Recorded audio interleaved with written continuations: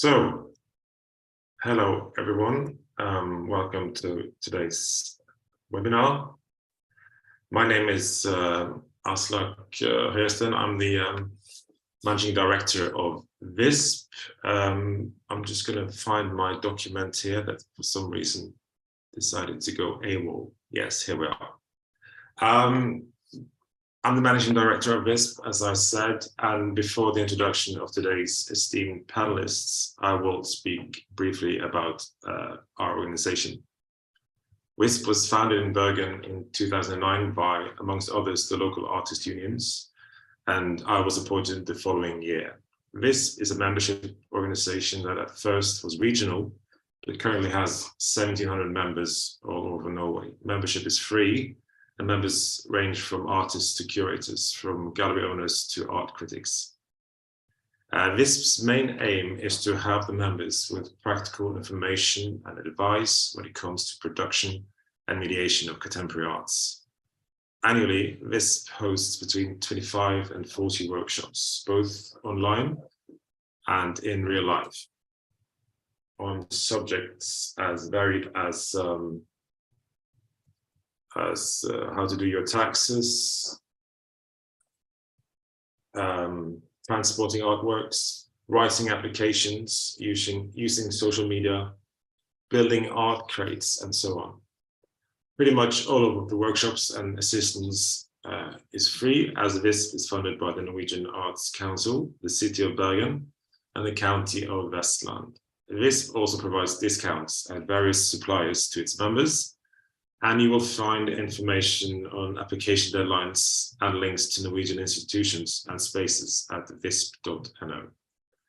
I believe Visp is a one-of-a-kind organization. Don't know many that are similar to us in the rest of the world. Today's webinar is in English, as it is open to anyone who wants to attend. It can also be viewed live on our YouTube channel, and a recording of the webinar will also be available there. If you want to ask questions at this webinar, you have to ask them while you're logged in at Zoom. You can do them in the chat or raise your hand if you want to ask the panelists directly. So back to today's panelists. Climate change is a terrifying prospect, and as artists, there's a big conundrum when it comes to economy versus making the right green choices. I met Jakob Telgaard briefly when he did a workshop in Bergen last year. And though his background is from the stage, there's some universal ideas and hopefully solutions that he can share with the rest of us today. Jakob is the co-founder and CEO of Bæredygtig Scenekunst NU, which is the first Danish NGO working exclusively for the green transition in the cultural sector in Denmark and the Nordics. Jakob has advised organizations and cultural institutions and held workshops across Scandinavia. He's also a climate activist and a professional actor with more than 15 years of experience. Was that correct, Jakob? Yes, it was very beautiful. Thank you so much, Aslak. That was great. It's always weird to hear somebody else present what you're doing, because in your everyday life, at least to my experience, I don't think of what I've been doing, or I'm just doing it. So, but thank you so much. And hello to all of you who are watching. We are situated right now in Copenhagen, and I am sitting here actually already together with one of the other panelists, Lisbeth, who is here with us on the screen. Hi. We had, as you probably guessed, some technical difficulties just before airing here. So we found a very analog solution to our problem. So we're working on two screens. We're talking on this one, and the presentations will take place on the other screen with a camera that doesn't work, but with a presentation possibility. So first of all, I would just say that I'm pleased to be able to talk to you today. As Aslak also said, my background is from stage arts. Our interest organization, Bæredygtig Scenekunst NU, was founded 3 years ago, working specifically with theaters. But for the last 1.5 years, we have been asked for by various other branches of the cultural industry, which also means that we in a few weeks will relaunch our work and change our name from Sustainable Performing Arts, now Bæredygtig Scenekunst nu, to Bæredygtig Kulturliv nu, because that is what we're doing now. We are wider, so that makes sense. So I'm gonna give a talk just briefly. The program today is really like a giant zoom in. So we're gonna start widely. We're gonna with the overview of where we are right now. That's gonna be my aim, hopefully to engage everybody watching today. And then Lisbeth will focus more on, she's like focusing more on difficulties or challenges with working with materials and stuff like that. And then finally, Elin will be very specific, also being talking about the challenges being a Nordic artist, a Norwegian artist, since probably most of you watching are situated in Norway. But enough talk from that. Let's do the presentation over here. Let me see if I can start it here. Sorry, Jakob, can I just briefly add yes, you can. Schedule? Yes, that would be great. That would be wonderful. Yeah, so we're thinking a 35-minute similar presentation by you, Jakob. And then there's a shorter presentation from Lisbeth and about 5 minutes Q&A questions from the audience. And then a short 5-minute break. And then we'll have Elin for the last bit and a 30-minute open for questions and comments at the end. Thanks. Exactly. And that's also something that's good to emphasize today, is that usually when we do webinars or what we call klimasalon or climate salons, the best way is to have an exchange. So it's not just somebody talking on somebody else.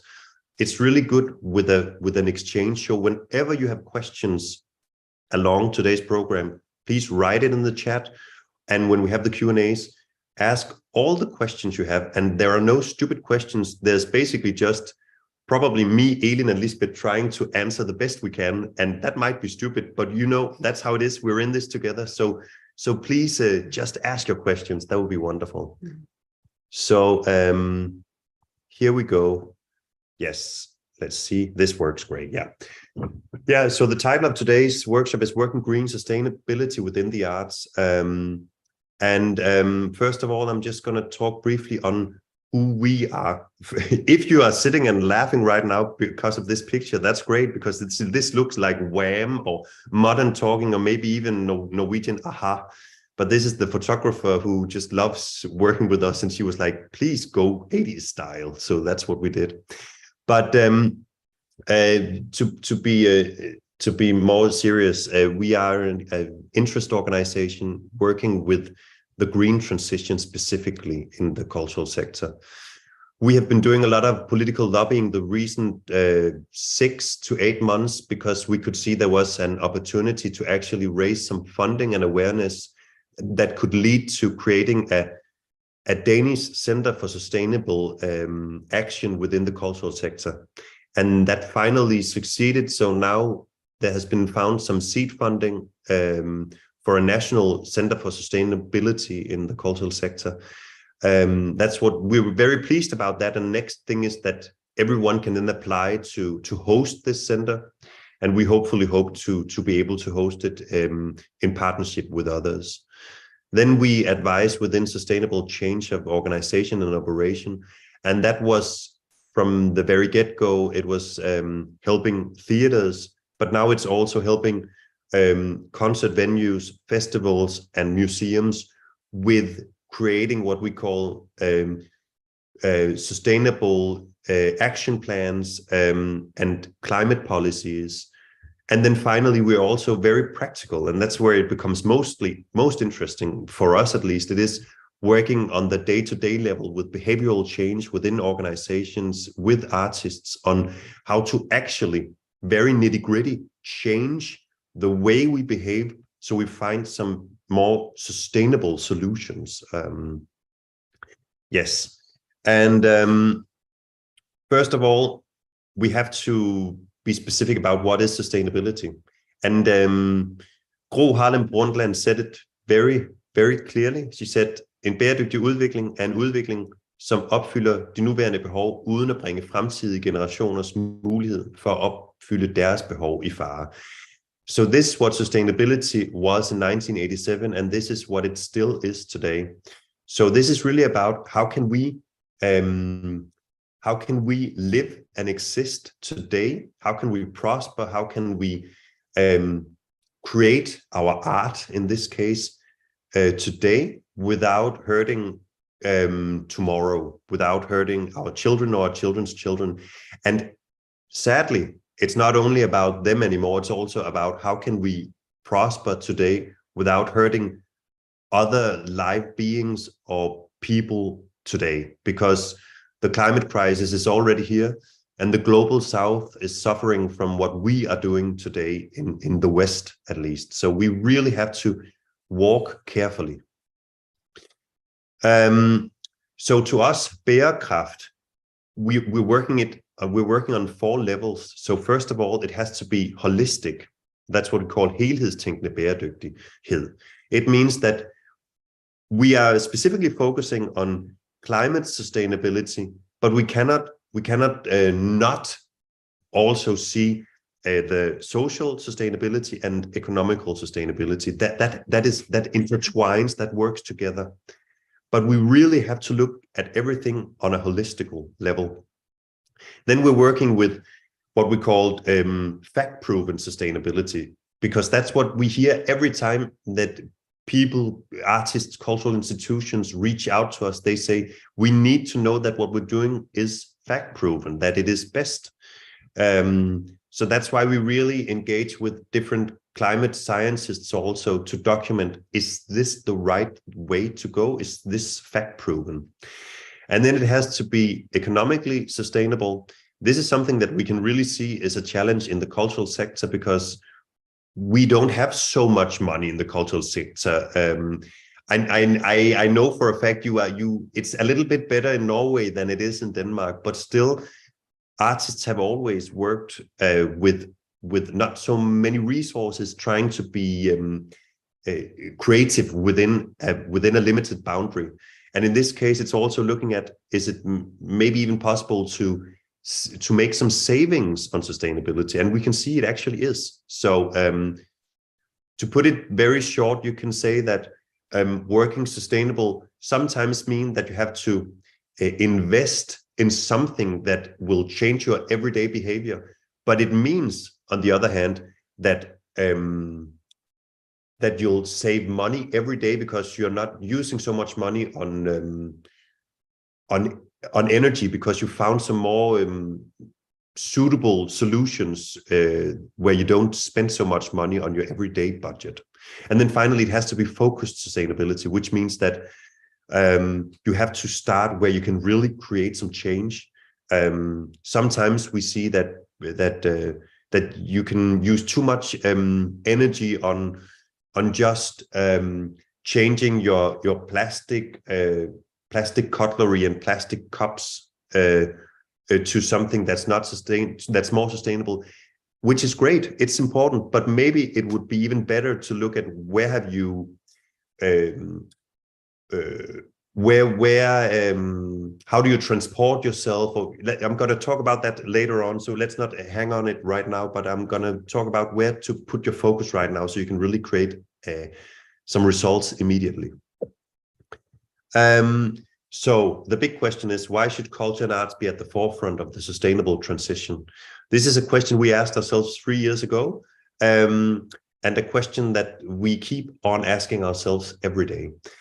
And you can say that the reason why culture and art should be at the forefront of the sustainable transition is, take a look here, is because arts and culture can actually touch our hearts and minds in a way far more powerful than climate reports or data from climate scientists can. It's like we've become immune to all the data and all the facts saying that we are on the edge of a climate collapse. But when we, for instance, see a picture like this, it touches us, it moves us. So it's just to say, we have a huge potential as artists to create a bridge between climate science and then culture, to be able to actually create behavioral change within society. There is another picture here. It's also brutal to watch. It's from 2017, from very large wildfires in California. It's a guy playing golf. In a way, you could say this is a horrible picture to look at, because how can he do this? How can he turn away from what's going on? But on the other hand, you can say that he's trying to maintain everyday life. And this is the paradox. This is the big paradox we are facing, because the reason why we as human beings, as a civilization, as a race, have prospered through thousands of years is because we can adapt. We are like, you can compare us to rats or bacteria. We can adapt. That's what we're good at. So we always find a solution. The great theater director and storyteller Dario Fo came to Denmark when he was still alive, and he had a talk at the National Library, and he said something that was very beautiful. He said, we will change. He talked about climate change. We will change for sure. But the sad thing is that we will first change when water is in our streets and we have to climb on our rooftops. This is what is going on as well in globally today. People are already changing. We have small island societies in the Pacific where the water is coming, so they have to evacuate whole islands. And in this case, I bet when he's getting back into his car, this guy, he will find another way of getting away from this, because he can't take the usual road, and he will think about what's going on. So we will change, but we have to do it immediately. So Madeleine Kate McGovern, who is a speculative designer who is based here in Denmark, who is working with futures, with different futures, trying to imagine how can we change. She says this, she's one of the few I know at least who read the latest full IPCC report from UN. She says, one of the main reasons for not being further ahead with the green transition in Europe is due to the absence of arts and culture in all aspects of the process. So this is just another way of saying that we have a huge potential as cultural sector to really accelerate the green transition in all of society, because we can create new narratives. And if we can imagine a sustainable future, we can create it. And that's what we do. Artists, we create imaginations to audiences all the time. And here we see the Sustainable Development Goals from the UN. There are 17 development goals. We keep on saying, where is number 18? Where is culture? It is absent from all these UN goals. But when working with the UN goals, we realized, especially with municipalities in Norway, with fylker, we realized that municipalities and fylker, they are very focused on the UN goals. And they realized in order to achieve these goals, they reach out to the cultural sector, and the cultural sector helps to transform these goals into something that's understandable to the general public. So it's just to say that maybe we don't need the 18th goal of culture, because maybe it is something that should be placed on top here, and then it trickles down through all the 17 goals, because culture is, it's inevitable. We have to use culture in order to create sustainable change. Then I'm going to give you a slide here just to exemplify the power of culture. Dansk Kulturliv is an alliance between in this case, six of the largest branch organizations in Denmark. It's the theaters organization, live music, it's the libraries, it's the concert venues and the museums. They have more than 60 million audiences a year. This means in a Danish perspective, we are around 6 million in Denmark. It means that every one of us in Denmark have contact with culture at least 10 times, specifically just looking at these seven these 7 organizations here. And then we don't count in all the other times where we have where we're in contact with culture. You know, every day when you listen to music, when you watch a movie, when you read a book, when you go to the theater, it's like we are always in contact with culture. So culture has a huge potential here. So the things we have been doing was that we started out 3 years ago having these large-scale meetings with the whole theater business to ask the question, what can we do? What needs to be done? And there was a huge interest in working with climate and sustainability, but there was also a lack of knowledge. So the first thing we did was to create this declaration of intent. That is a political text saying that sustainability is the burning issue of our time. And then we had leaders to sign it. And you could say, and I'm also saying this, you could say, wow, another declaration of intent. That is bullshit. So somebody can sign something and then change would come. No, it's not going to happen. But what we realized was that the cultural workers, in this case, at theaters and in symphonic orchestras and opera houses, they are the cultural workers, the employees are very focused on sustainable change, but they're lacking leadership on this topic. So what actually happened was that when the leaders signed the declaration, it became far more easy for the employees to go to the leaders saying, but you signed already, can we start working now? So this was a leverage point. So we carved out 8 focus areas with a lot of action points that you can work on. So it's management, it's building operations and energy efficiency, it's daily operation and administration, it's cultural production, which we are going to focus on specifically today. It's catering, cafe and canteen, it's knowledge, involvement and education, which is also very important today. It's involving the audience, oh yes, and then it's finally measurement, evaluation and change. So this declaration of intent is actually a tool with some clear action points where to start. And it's free for you to sign as well. It's just go ahead. I will give you our website where you can find it and download it later on, and then you can sign it online. So you are part of this movement that we've created. So yeah, just to say it, sustainability can, when you work with it, feel like this, like sitting with no knowledge inside a giant airplane trying to maneuver it. It feels horrible and it's like where to start. It's difficult. So our clear goal is to do this, to create some standards, to harmonize all the knowledge that is already out there. So it's easy, accessible. So it's motivating to start. And in this case, I know, yes, this is a diesel car, I guess. But what by showing these 2 slides is to also show you that actually we have come to agreements on driving a car. In this case, we have come to agreements on different on a visual perspective here. So we all know when we get into a car, this is how we drive a car, so everybody can drive it. And this is how we should look at sustainability. It should be just as accessible. We need knowledge. We need what we call climate literacy. We all need to become smarter to be able to maneuver in all this knowledge and all this data and all these different tools that can help us. So that is what we're doing, and that is our aim at Bæredygtig Scenekunst nu. So 3 words for today is generation of idea, sharing of knowledge, and exchange of knowledge and experience. This slide shows when we do klimasalonger, which are these live workshops, we always have everybody to create their own climate initiative, because it is really to take talk into action. And you could say it very bluntly, you could say visions without actions is just what do you call it, small talk, basically.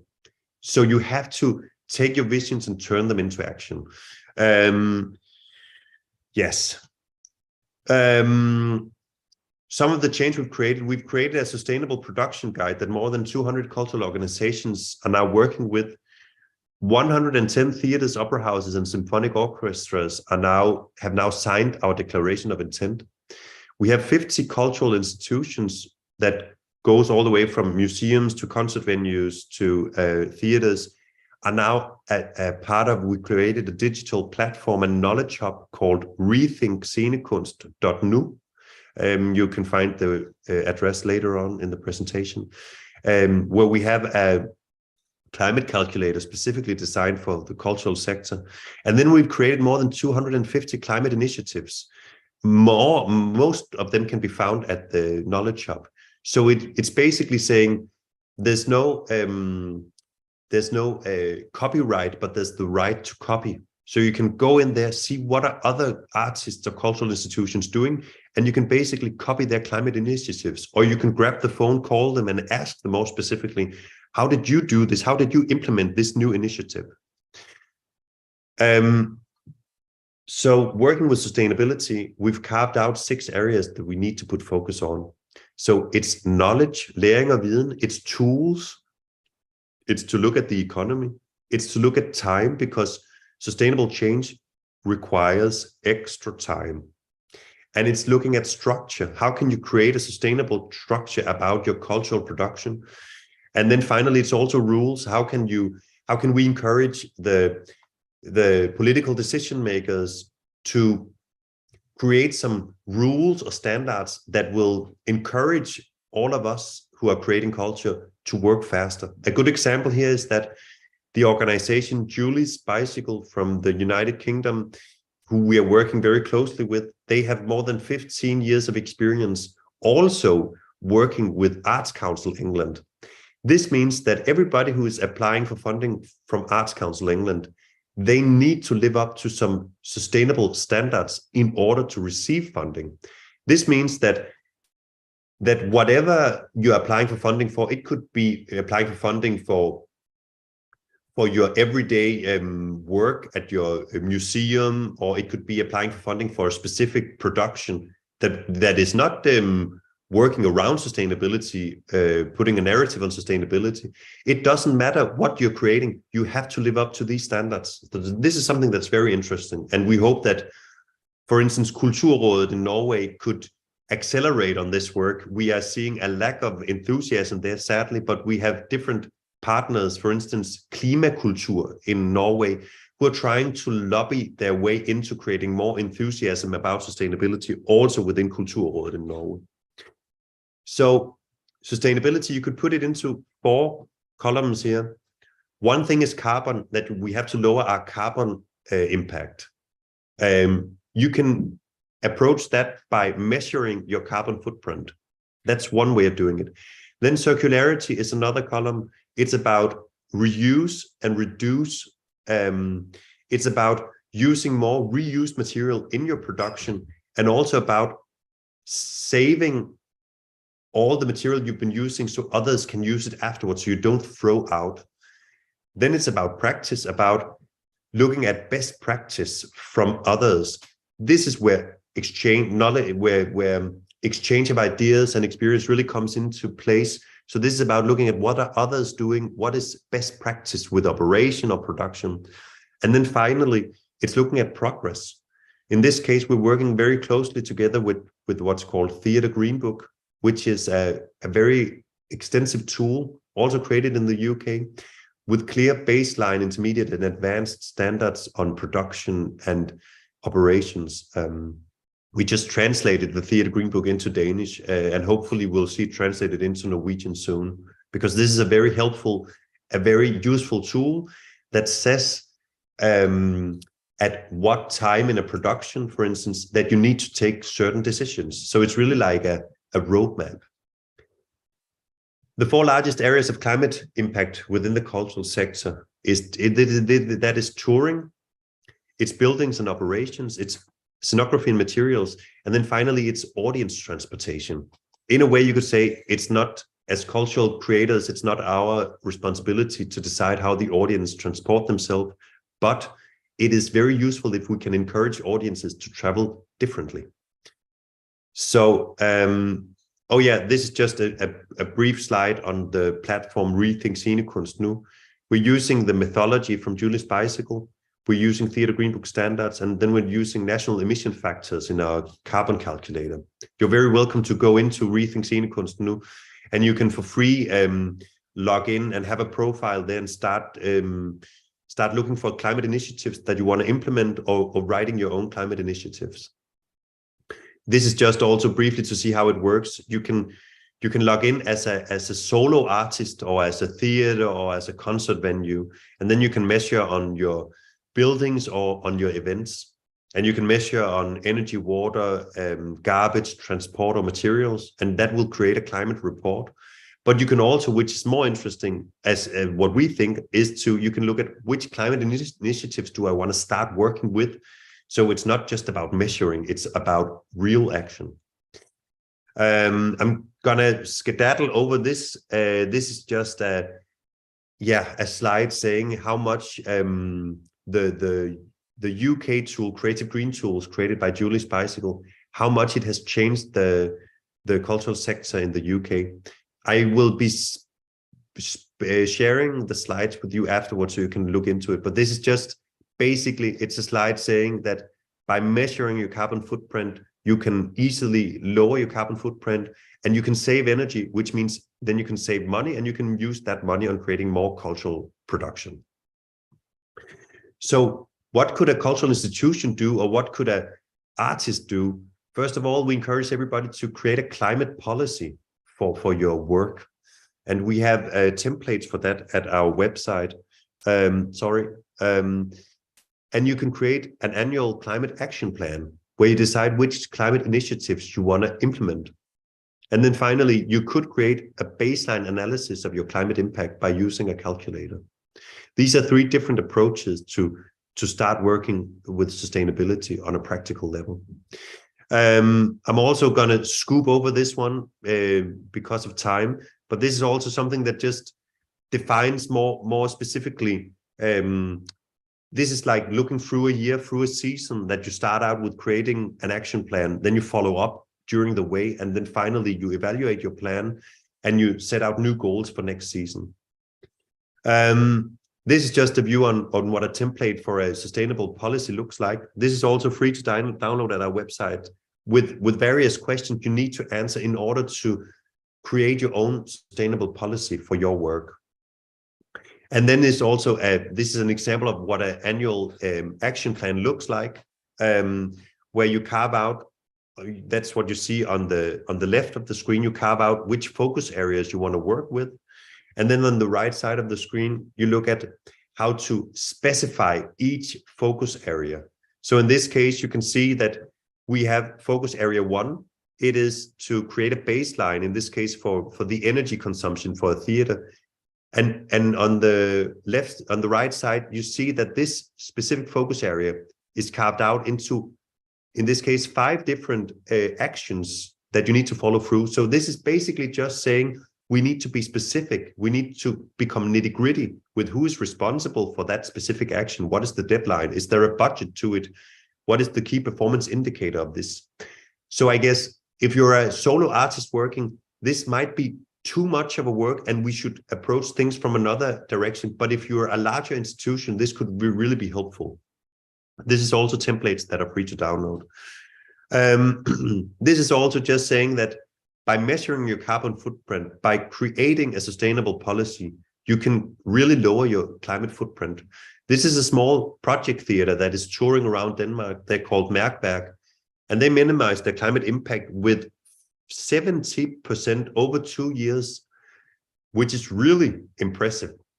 They did it because they measured their climate impact and they created behavioral change within organization and production.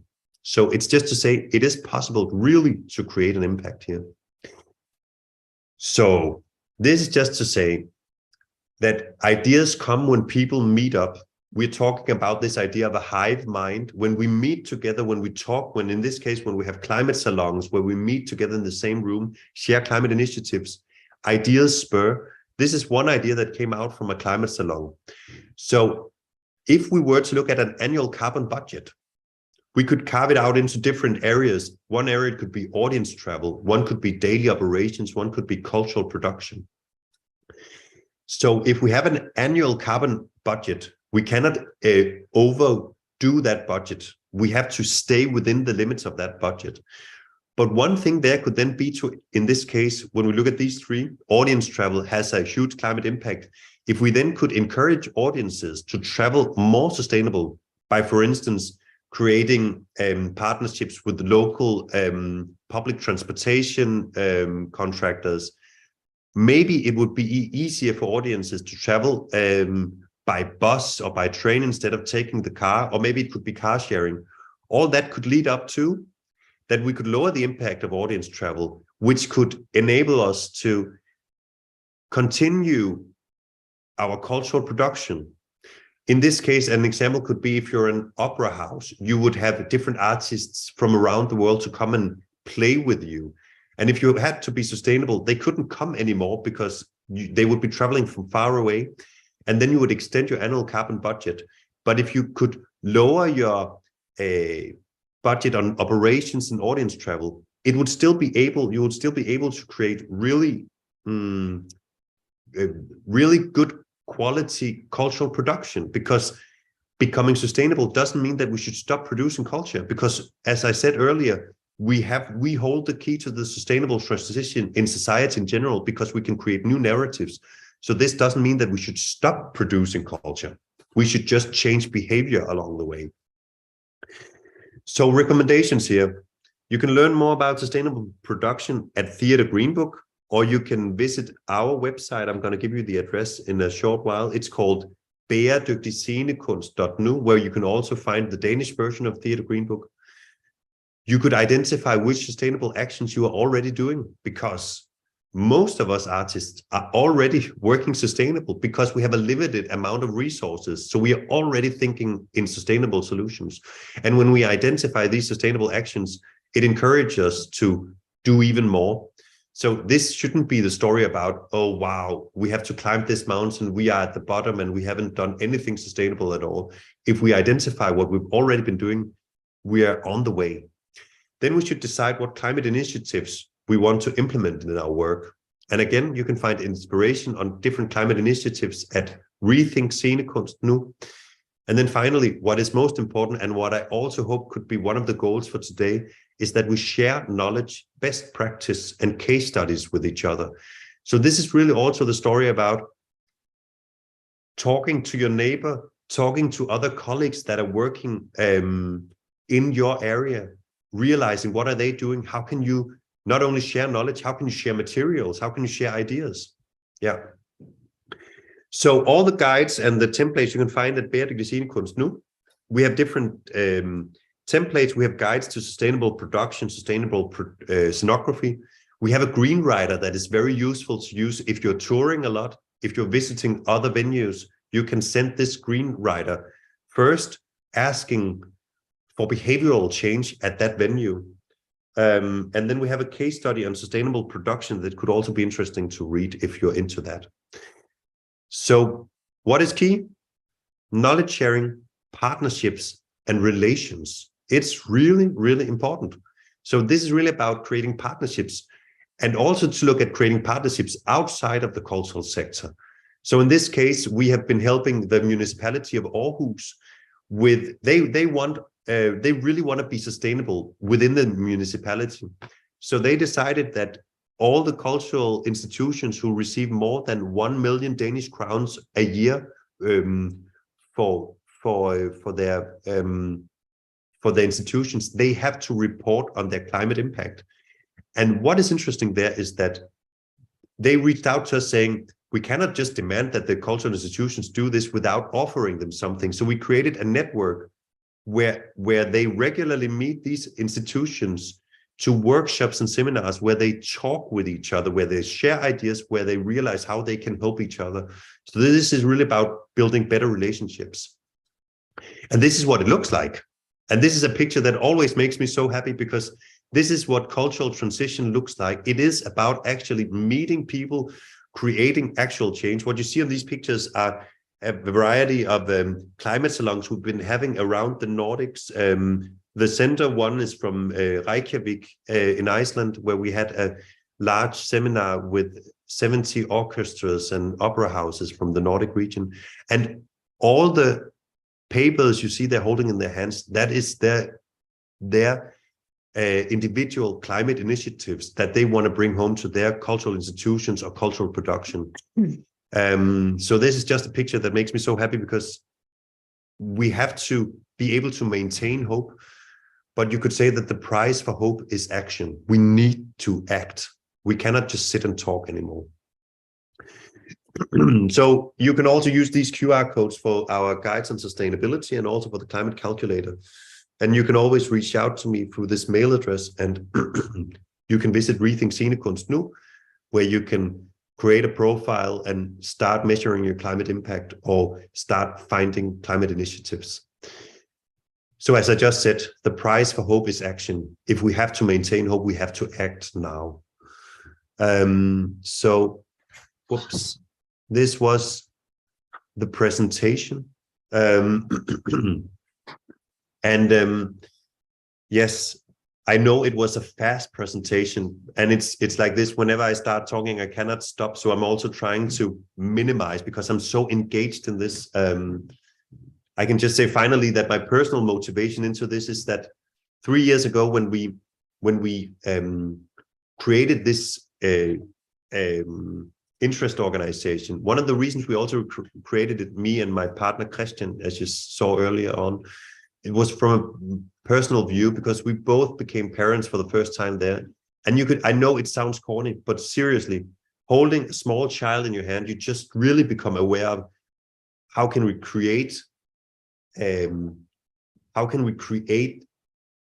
society that really is sustainable. And there is so much today that is not sustainable. So we really have to set up the pace. So it's also from very, personal point of view that we're doing all this work. So thank you so much. And I would say over to you, Aslak, now, because the idea is now that everyone can come with questions or comments, and I really encourage you all to do it.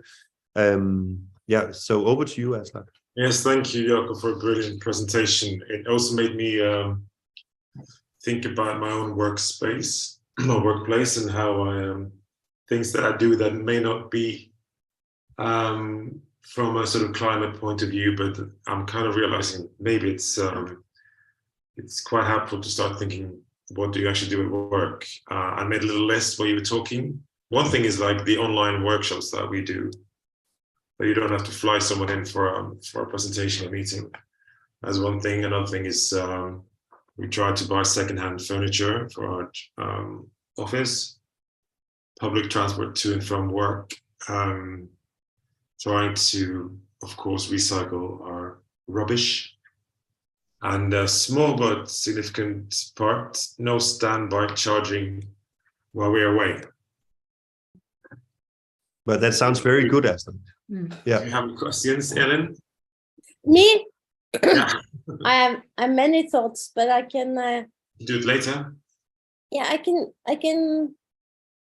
I think that it's very nice with the overviews that Jakob presented, because they're so practical, and I think that's really what people need now. They need tools, because the governments and the major institutions aren't giving that to us. So, we can see a global movement, grassroots movements, that the initiatives are coming from bottom up, which is really inspiring. And it also means that the poorest people on the planet manages to do more than the 1% rich. And I think there's a few things I'd like to comment, including why Norway is lagging behind, which has to do with ties to oil and gas, of course, the industry, and also large capitalism that's very entwined with Norwegian cultural arts institution, including the National Museum.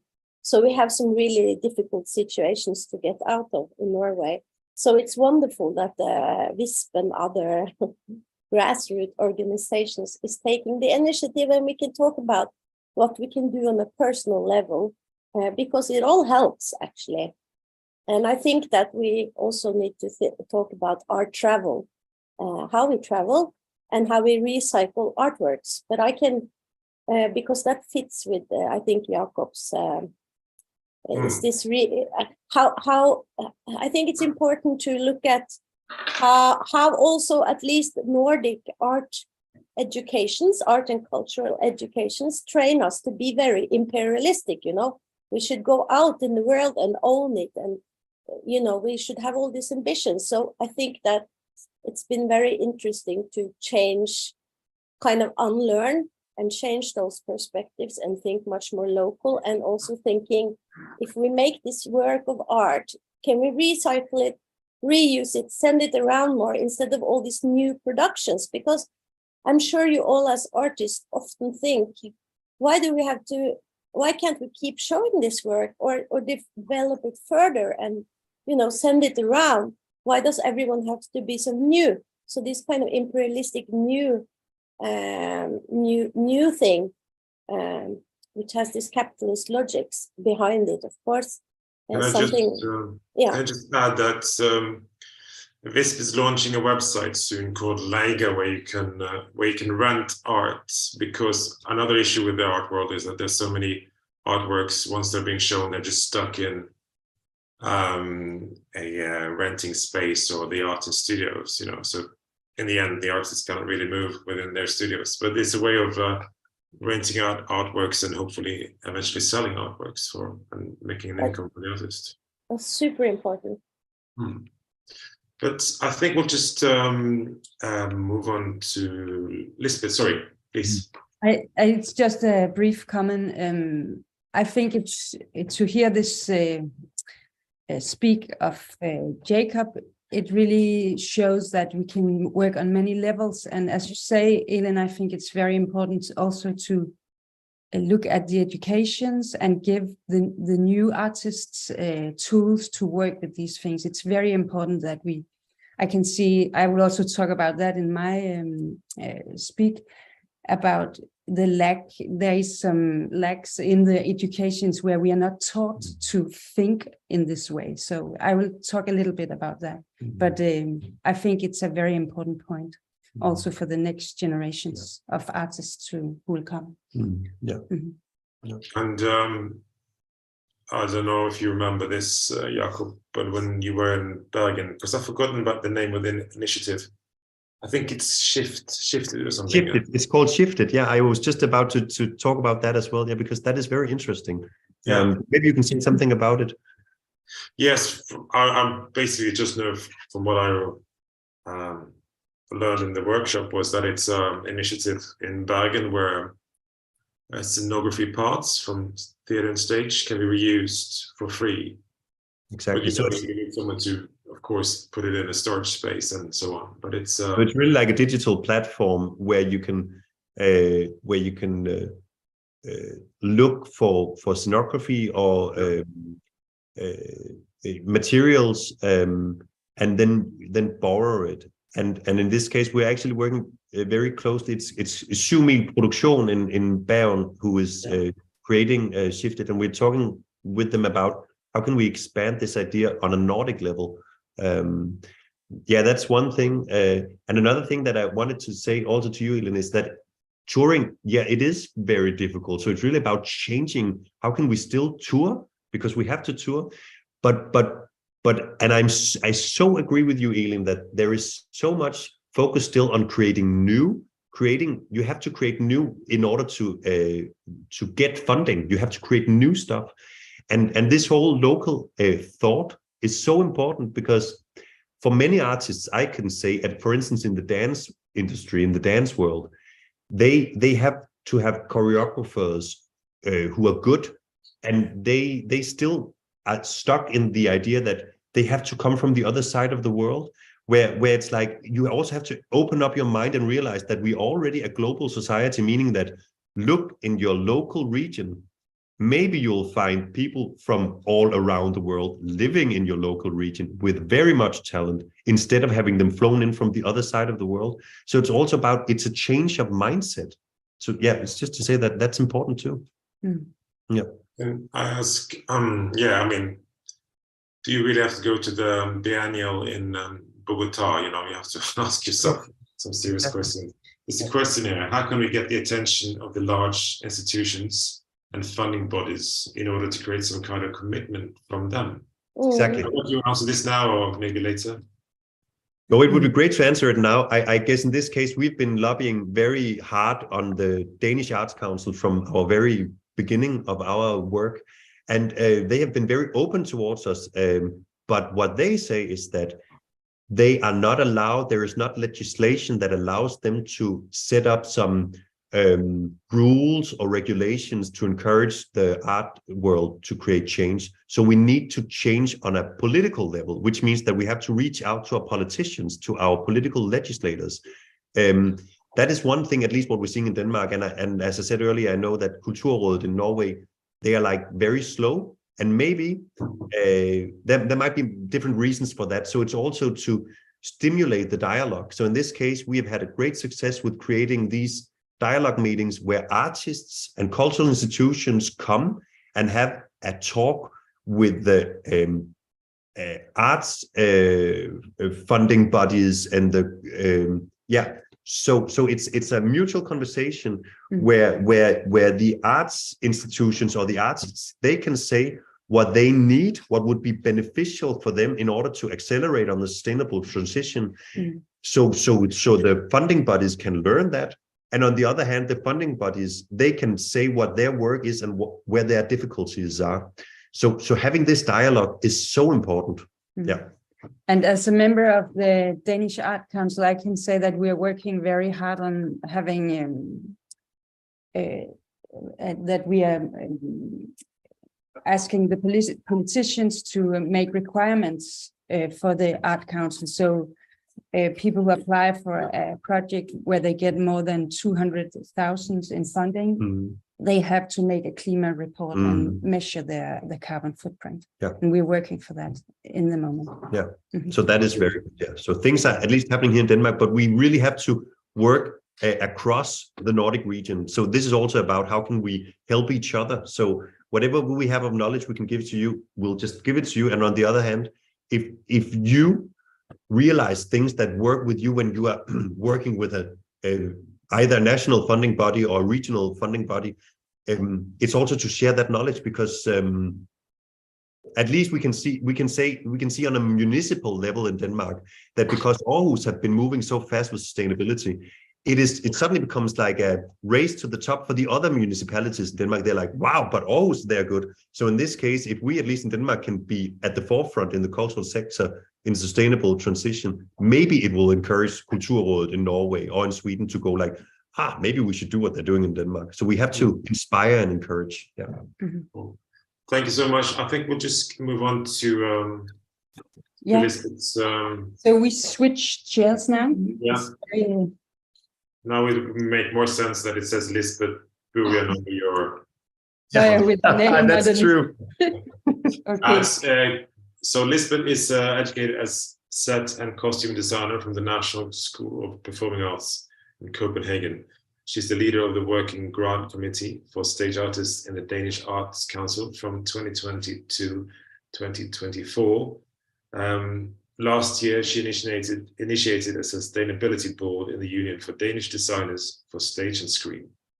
Lisbeth Burian works with performing arts in the widest possible way, from abstract dance, film performances, classic text theatre, to interactive installations. The floor is yours, Lisbeth. Thank you very much for this great presentation. Yes, I would like to show some slides. Can you put them on here? Yeah.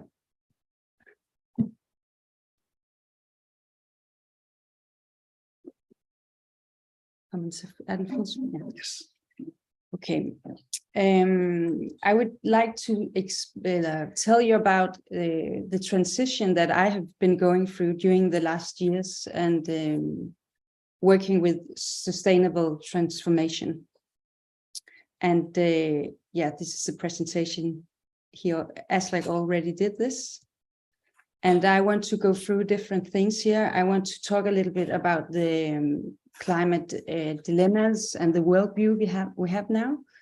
And I want to talk about creating the new design and new production form, and talk about circular thinking. Maybe some of it will be a similar thing to what Jakob already said. So we go from individual design to a more planet-based design. And then I will talk a little bit about the return of the material and I have designed a sustainability compass where I tried to integrate the design process and the production process and for more sustainability. So I will go through this and would love to have your comments afterwards.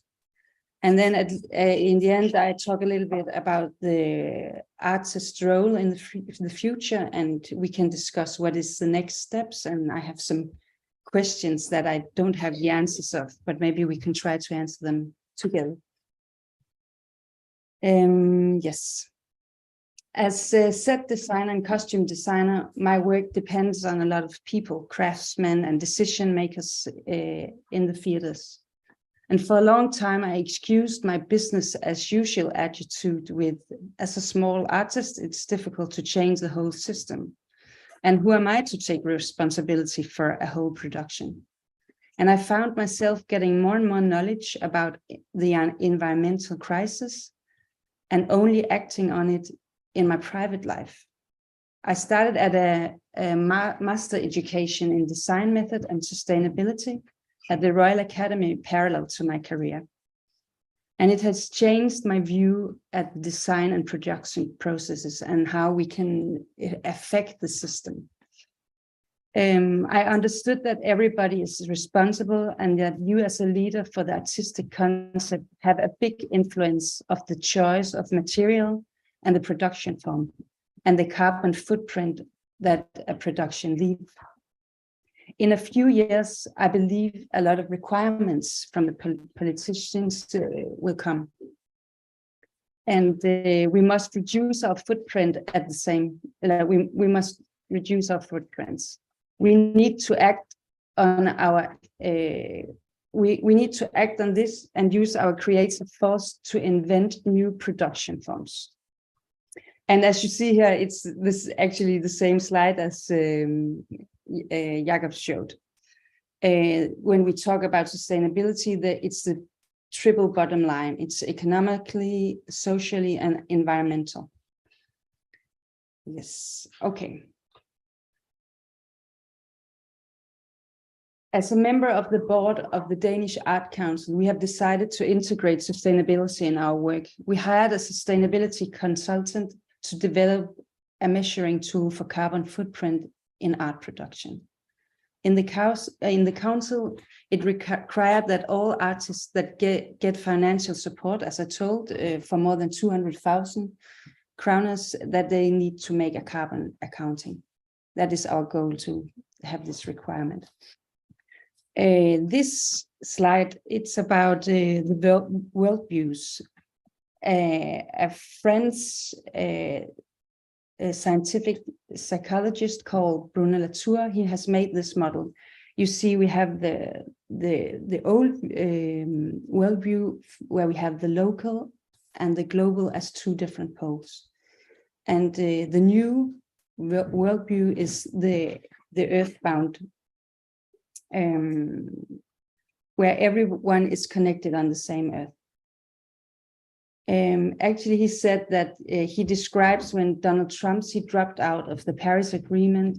He thought it was a gift for humanity because Trump's made a statement that he was not a part of this earth, and he followed other rules. So he had put the, if you look at the slide, we have the other arrow that says the outer earth, and Trump he's out here.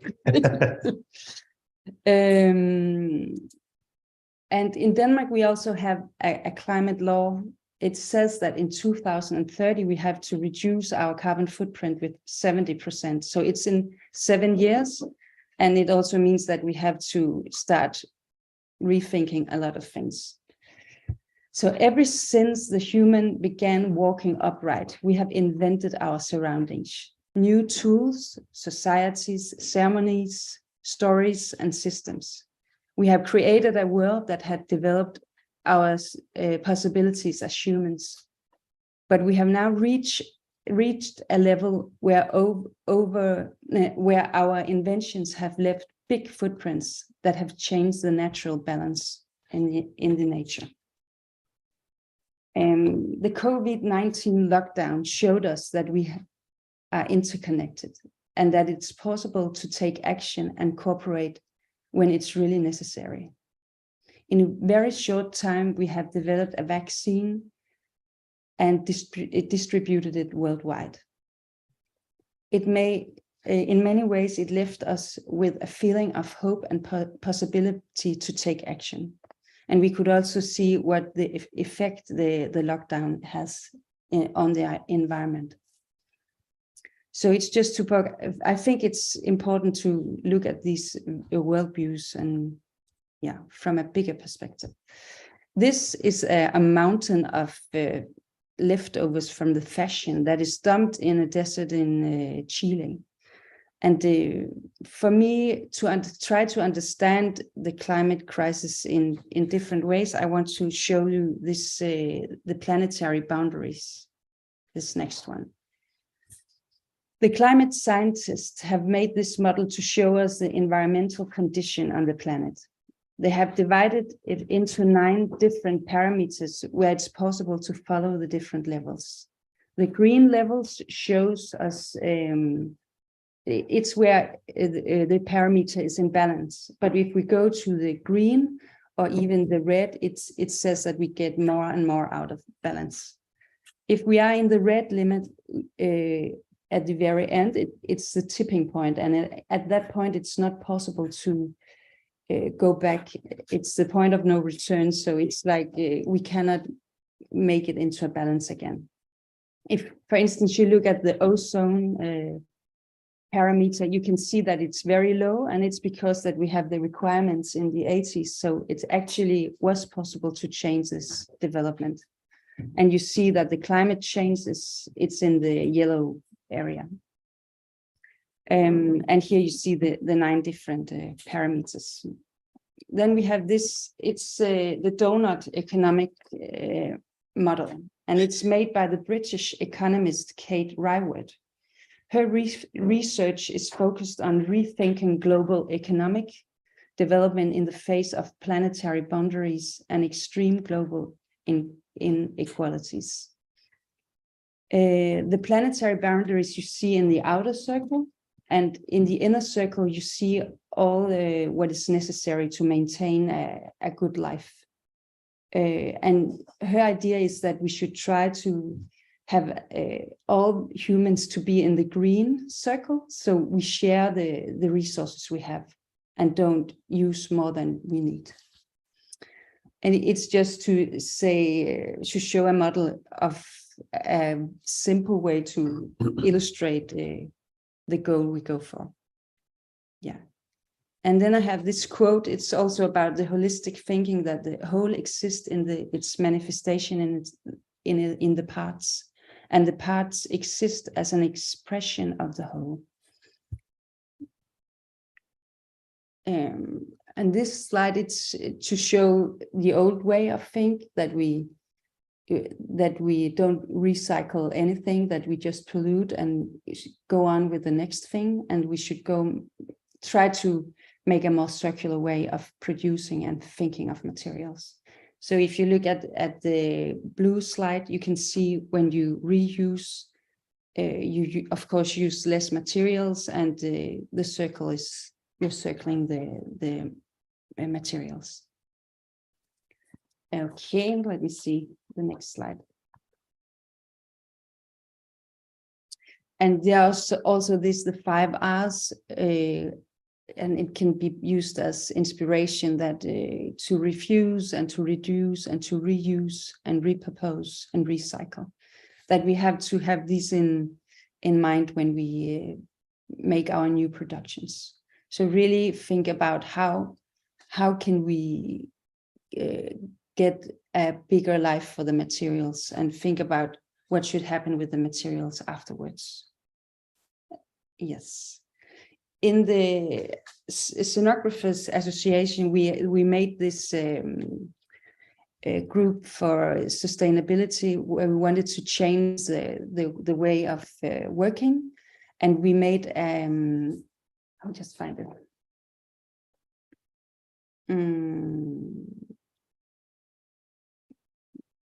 Yeah. Yeah, we made like an analyze where we were interested in finding out how if the scenographers were interested in getting more knowledge about this and courses and how to change the production and the design process. So I can read these 2 reasons why I fundamentally isn't interested in sustainability is because as a supplier, I don't get anything out about talking about it with the production companies, but problems and less jobs. Sustainability is more expensive, and because of that, not actual. And the other one, it says, to understand that our expression also is a part of a material context, and that art is not disconnected from the rest of the world, but is a part of an essential frame. My work as scenographer is founded in holistic thinking. So it's like 2 very different views on the same question. Okay.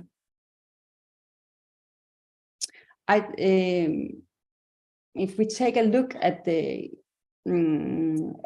at how we use material, there was things when I started researching of how to change my production. I talked to different designers who work with sustainability and who has really integrated sustainability in their productions. And what I found when I talked with them that they integrate the materials at the very beginning of the process. If we take a look at the history of design and educations, we experience a shift from focus on crafts and materials to focus on concept and theory. In my educations, we made a lot of prototyping and model making, and the materials were integrated much later in the process. So it's just to say that there's something to change here. So actually, I think if you really want to get a sustainable production, you have to relearn some of the knowledge from crafts and forgotten knowledge about materials from previous generations and combine it with new technologies. So I really think this is a very important point, and it was an eye-opener for me that I should rethink my design process in this sense. And I'm still working on it. So they also talk about to get in dialogue with the materials, that you really understand the texture and the fibers and the function and and I guess many of you artists maybe work more material based in your way of in your processes. But as set designer, it was very much in models and in the conceptual way of thinking. And we should also understand the cycle of the materials and get knowledge from craftsmen and other persons with knowledge. Mm-hmm. And I have tried to integrate more sustainability in my last 2 productions. And it made me feel a little bit like a one-woman warrior. And actually, people were interested, and some were is she now talking about this sustainability again, and blah, blah, blah. But after a while, I could see that people started changing they listened and they came, I found out this, and maybe we can reuse this. And so with small steps, it is possible to change. But after these 2 productions, I was like, okay, I have to invent a new way of doing this.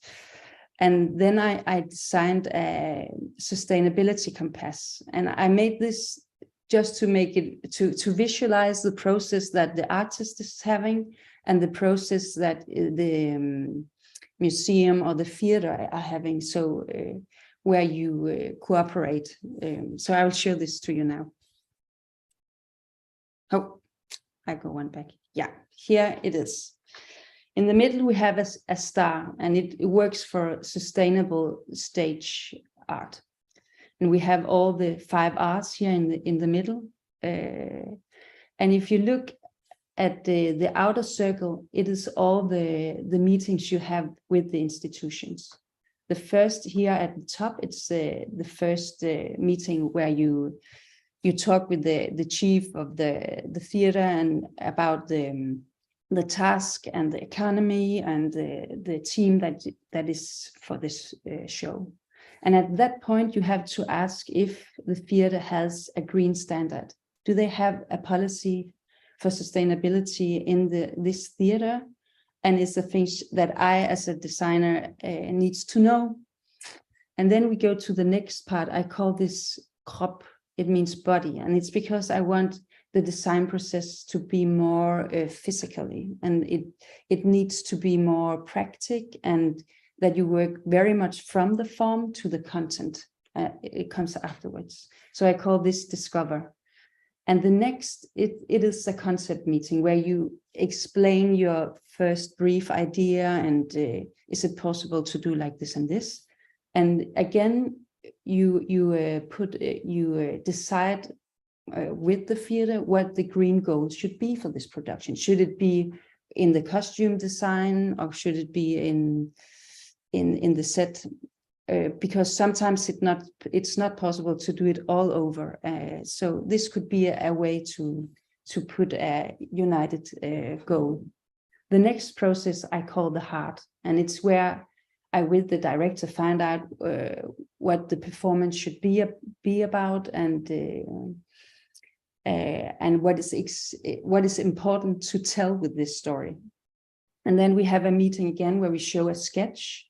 And we say, okay, we made this green goal and we want to work it with this and this, and the artistic idea is like this and this. And then we put up a strategy for how to integrate the green goal in the production. And then again, there's a period where I work in my atelier, and I call this a brain, because that's where I need to take all the technical decisions, my artistic concepts, and the materials that I found in the first project, and integrate them into like the storyboard, the way that I should show the performance. And then we have the final model showing, where we presentate the whole idea for the theater. And so I show a model, a prototype model, and maybe I also have some of the materials there and some tests of how we should integrate them.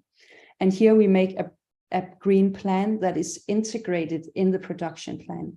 So at every meeting we talk about sustainability, and it's an important part of the agenda.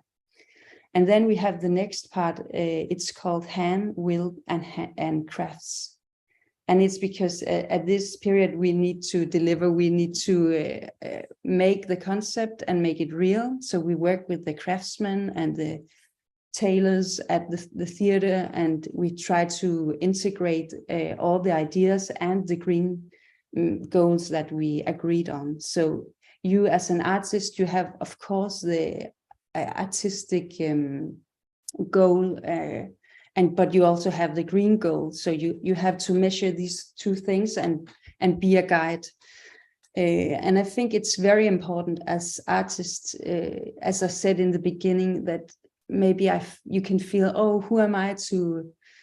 I'm just a small artist, and maybe I'll not get another job if I protest on that it's not green enough. But actually, the more clear you are, and the more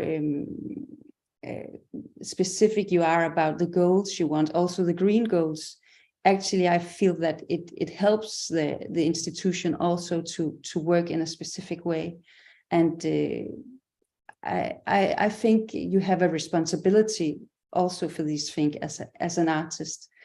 When I was educated, it was very much the larger, the better, very much fashion-like, that you have to go to the boundaries and use all the economy, use the team as much as possible. And I think that we need to change this into a more also sustainable way of working, and a way, and it doesn't mean that all the stories needs to be about environment. I think the art should be free to tell the stories it wants. Of course, it can tell stories about the climate crisis if it wants to, but I think it's important that the content is free and that we just work for a sustainable production, and we work for the change of this system we are in. Okay, I go back to this, the compass here. And after the show, you see you have the test. That's actually the premiere. We have the performance here. And after that, we can measure our footprint, and we can evaluate and give feedback. And I call this sin, consciousness. So we like, was it possible to get at the goals that we pointed out in the beginning? What can we do better? And so it comes back to the theater, and they can look at the green standard. Can we change things in the green standard? Can we develop it? Yeah, so on. So yeah, I will try to use it in my next production. It's very fresh and new, but I will share it with you, and you can use it if you find it interesting. Mm-hmm. Okay, so let's see. What is next? Yeah, that is the big question. I have put up some different things also, as Jakob did, that I have been thinking it could be possible to integrate. That you make a united goal for every project, that you incorporate materials, incorporate the materials involved at the very beginning at the design process. Do more with less.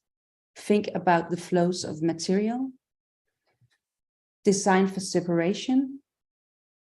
Get knowledge about certified materials. Reduce harmful chemicals. Reduce travel, transport and deliveries. Reuse materials. Think about materials afterlife. Measure your footprint. Spend more time with material research. Share your knowledge. Celebrate your progress. And strengthen your network. So yeah, that was about it. And I have some questions here in the very end. You can see them here. Okay, so where is the responsibility placed? And who is the key partners? Which collaborators and networks can be strengthened? Which resources will the change require? And which workflows is necessary to change as individual and system? Yeah. So yeah, ask if you have questions to this. Thank you so much, Elizabeth, for this brilliant presentation. I have a question here from the audience, but that's more general. I think we'll do that in the end. Oh, I had a question, but it kind of flew away. Helen, do you have anything on your mind? I think we can save it to the end. So if people who are listening wants to ask some questions, Sure. Yeah. give the space to them. I mean, I have questions, but I can save it for later. There's, so people can either ask questions by pressing the chat function, which is on the bottom. It's either in the middle or under the more section. There's also Q&A. You can raise hand and ask the question verbally. Mm-hmm. Yeah. So should we do like 7-minute break and be back at 11:25, so you can go and powder your noses? Unless you're a Norwegian blogger, of course. You shouldn't. Someone says that the chat is disabled. I don't think that's true, but I'll look into it. But anyway, you can ask your questions in the Q&A as well. Okay, so we'll be back at 11:25. See you in a bit. Bye.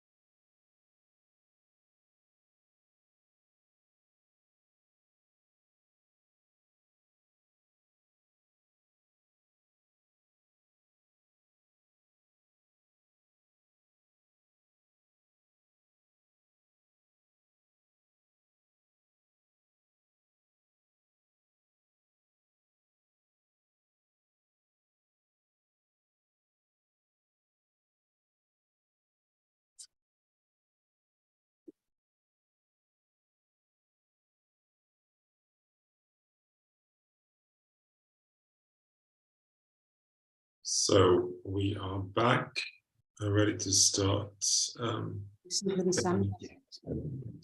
part. I have one more. I remembered my question, Lisbeth, but it might be something that you want to answer afterwards, and that's the when it comes to transportation, like an issue, of course, in comparing Norway and Denmark is that getting from Copenhagen to Tisted is one thing, but getting from Bergen to Finnmark is a whole different thing, you know. Mm-hmm. So I don't know if you want to talk about that later. Should I do it now, or if you like? Yeah.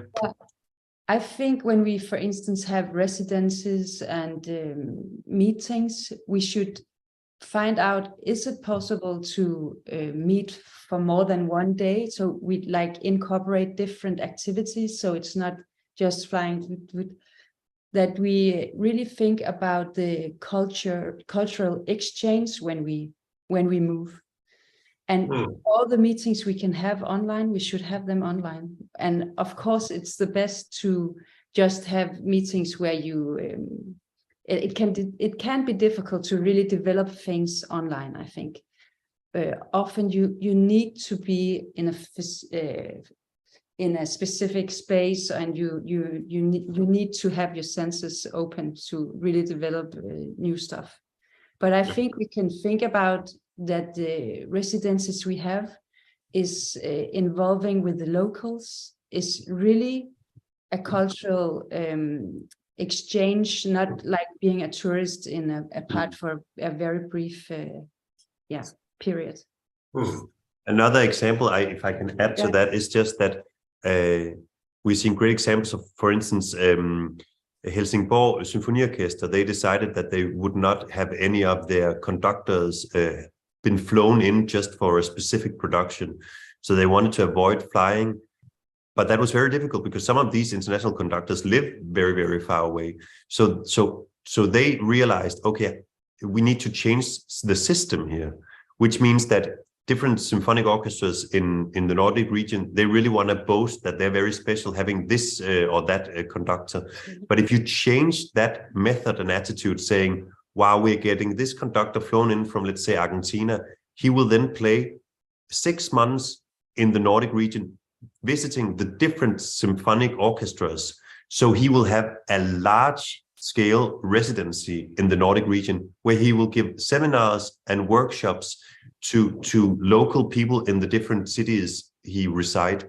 So it's really saying that it can be almost impossible to avoid flying, but it has to be minimized to the very maximum. And you have to look at sustainability on a large scale, meaning it's not only the climate sustainability, it's also economic and socially. So how can you change the system? This is what it is about. And again, also to refer back to what you said earlier, Elin, that maybe we are encouraged very much to be very in the Nordic region and in the western part of the world, that we have to, as artists, to move out and as colonialists spread our way of thinking. Maybe we should at one point stop talking and allow the global South artists there to be able to, in this case, come to us and tell us about their learnings, their experience. A good example there is that, we'll make it very short so we can continue the program, but I was a part of the Berlin Theatre Festival last year, where there was a very inspiring talk on touring, because large-scale theaters and theatre festivals in Central Europe, they tour a lot or have different productions coming to them, visiting them. So there's a lot of touring going on. And in the panel, we had an artist from Brazil, a local artist working with local original people from the Amazonas, who literally are being dismissed from where they live because the forests are being cut down, so they don't have any place to live anymore. She is creating stories with these, in this case, local use art in their way of living. And she is touring with them around European festivals, talking about that perspective. So suddenly the discussion came around, maybe we in the western part of the world should stop flying around with our point of views and let original people tell their story and invite them, and maybe they are being flown in because that's the only way to do it, and maybe that is fine. Yeah. So yeah. I just want to mention 2 more questions here that I don't want the answer on now, but maybe that you should think about is, well, one, right, isn't the sustainable development agenda largely cooperation driven, creating novel ways for capital to continue expanding? That's one thought. And more specific on the matter of sustainable or circular art production, are there any specific resources that you can recommend? I guess like online and so on. But we need to move on, and we'll answer these questions at the very end. We need to move on to our final speaker of the day, which is Elin. Is it Mar or Mar? Okay. She's born in Oslo. They pronoun. It's okay. Working in living in Røst in Lofoten, born and raised on Veitvet in Groruddalen in Oslo. Elin Mar is also known as one of the pioneers within club music and had a radio show on NRK P3, Radio Nova, and in the UK as DJ Sunshine. They then have a master's in visual arts from Bergen Academy of Fine Arts, and a master's in sound art from the Kuno program, Nordic Sound, affiliated with KIT in Trondheim. So Elin, please take it away. Thanks for inviting me, and thanks for taking initiative to this very important seminar, I think, and I hope that a lot of people rewatch it later. Amongst the myriad of things happening. And thanks to Jakob and Lisbeth for the work they do, and everyone else who do important work related to practical climate change. I think that since both Jakob and Lisbeth have been through practical things, lived and my own experience, I will do a brief introduction, and then I thought I would play a little bit of a snippet of a work, which shows also how I work directly with topics as an artist. And then I wanted to talk a little bit about my own experiences in trying to begin a sort of path of a transition, and how I do it, and also the kind of obstacles and, what's difficult about it, or maybe more like challenges like that. And I will just talk instead of doing more of a visual presentation. But I can start by saying that I'm a multidisciplinary artist. I'm 46 years old, and I am non-binary, you could say. I prefer not to use any pronouns, but if I use one, I prefer they. But that's that. And behind me, you can see something that I love, and I love very much, which is the Seabird Mountains in the Røst archipelago in Røst, which is off the coast, southwesternmost tip of Lafot, which is it's in Sami lands, coastal Sami lands, which is also part of Norway, since Norway is a colonial state and has a colonial past, just like Denmark and most of the Scandinavian, all of the Scandinavian countries.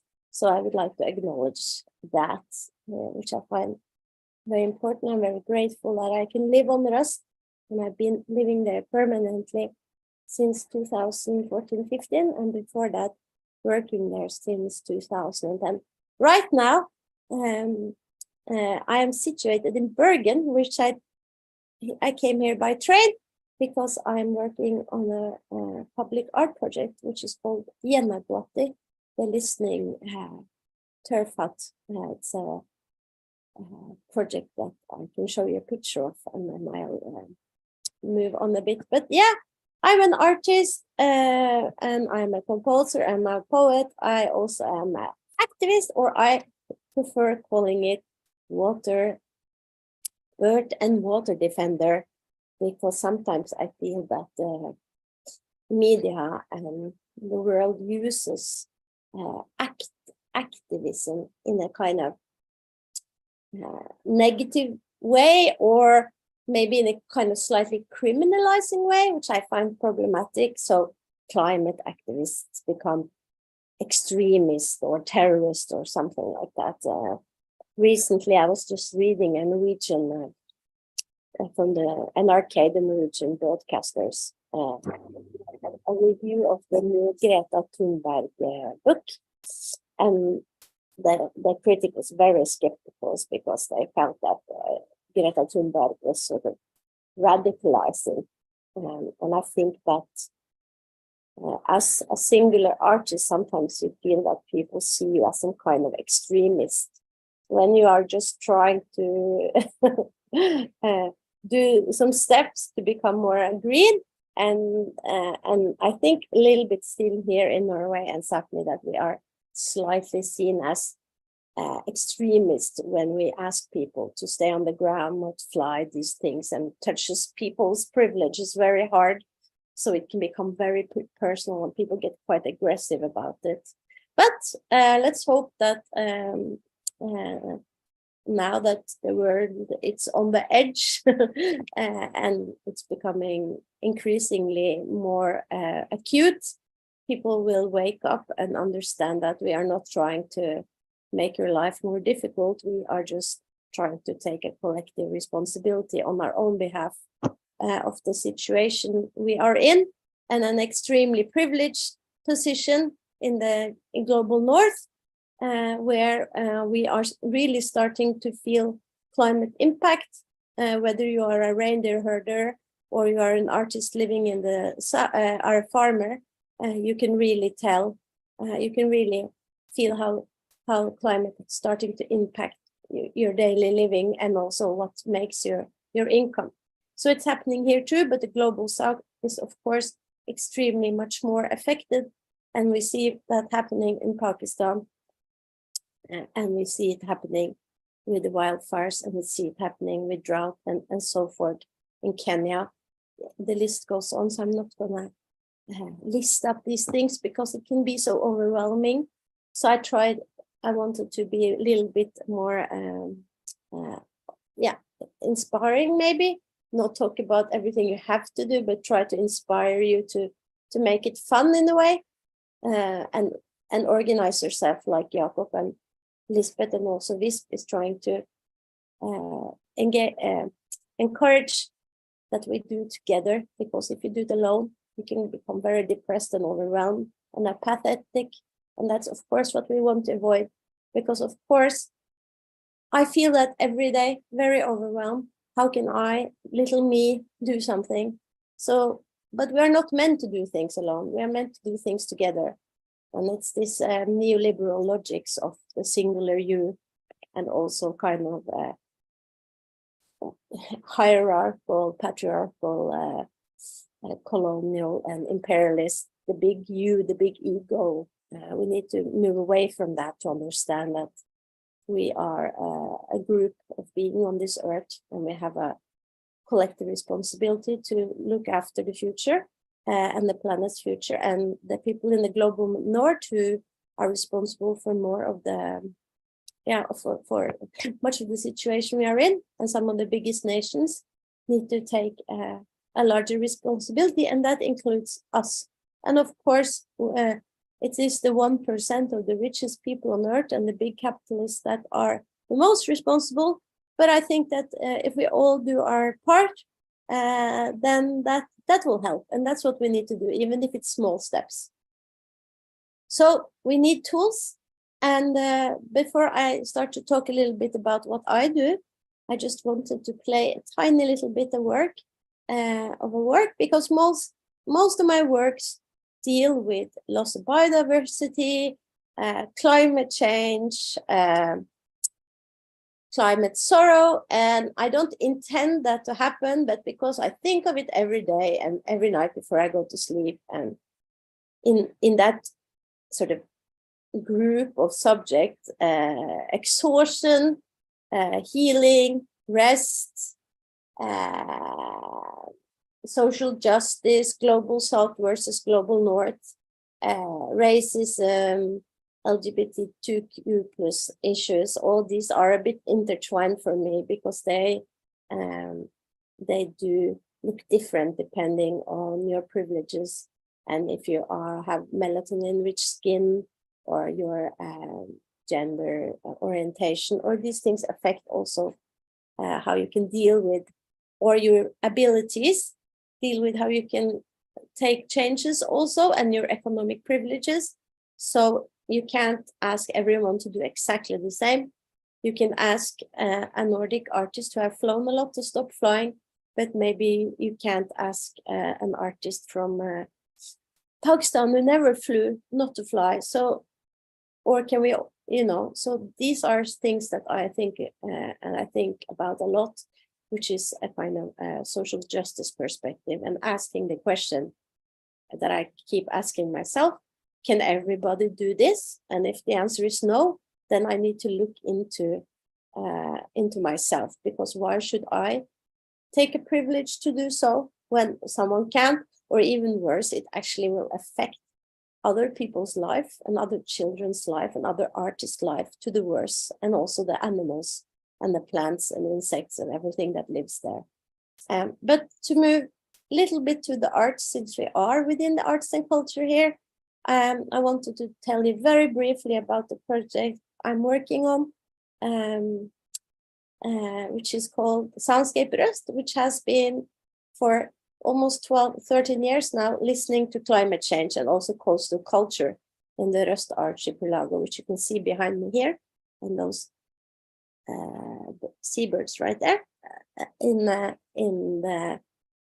the coast of Sapmi, Norway, which is also the situation happening all around the world. This immense and acute loss of biodiversity that we are experiencing, both as a direct result of climate change, heating oceans and sour oceans, because the global oceans are sucking in the acidification that happens with sucking in CO2, but also all these industrial activities, whether it's oil and gas extraction or mining or overfishing or salmon farming that is affecting the climate. So I wanted to play an excerpt for you, because it is showing something quite acute, that while I moved to Røst in 2000, I started working in Røst in 2010, and until 2020, one of the most famous bird mountains of Northern Europe became silent while I was there, and I started working on a series of work that I have entitled Lament to the Bird Mountain Who Lost Its Voice, and the first chapter I have created, and now I'm continuing to create chapter 2 and 3 and 4, so forth, and hopefully in the future perform it live as some kind of experimental spiel in collaboration with locals and other artists, both the locals and a professional artist, to mix that up on the mountain itself. So I'm gonna just show you a picture and play a snippet of that work, because it deals with both climate sorrow, and it deals with loss of biodiversity and climate change, and how I express my worries and hopes for attention to these matters with the poetry, I would say. So we use, the seabird scientists, they use graphs and articles, and we need everyone to use their language, and I use my artistic language, which I also would like to say that I think we're all born with. So it's not just artists to have this language, but I have been so lucky to have a supportive family and resources to be able to be an artist. And also I've had a 5 years working stop, and hopefully I'll get a new one in the spring. So that has, of course, been very important for me to be able to make some serious decisions, because I have an economic backing, even if it's small one compared to a regular income, I have that as a kind of stability in my life. Economy is important, but a little bit to the arts then. I'll try to share my screen. And I will share this link with you to this work. So if you feel like listening to it, you can do so later. Don't feel obliged, just to share. Here, and then I need to press play. So 3 minutes from the beginning.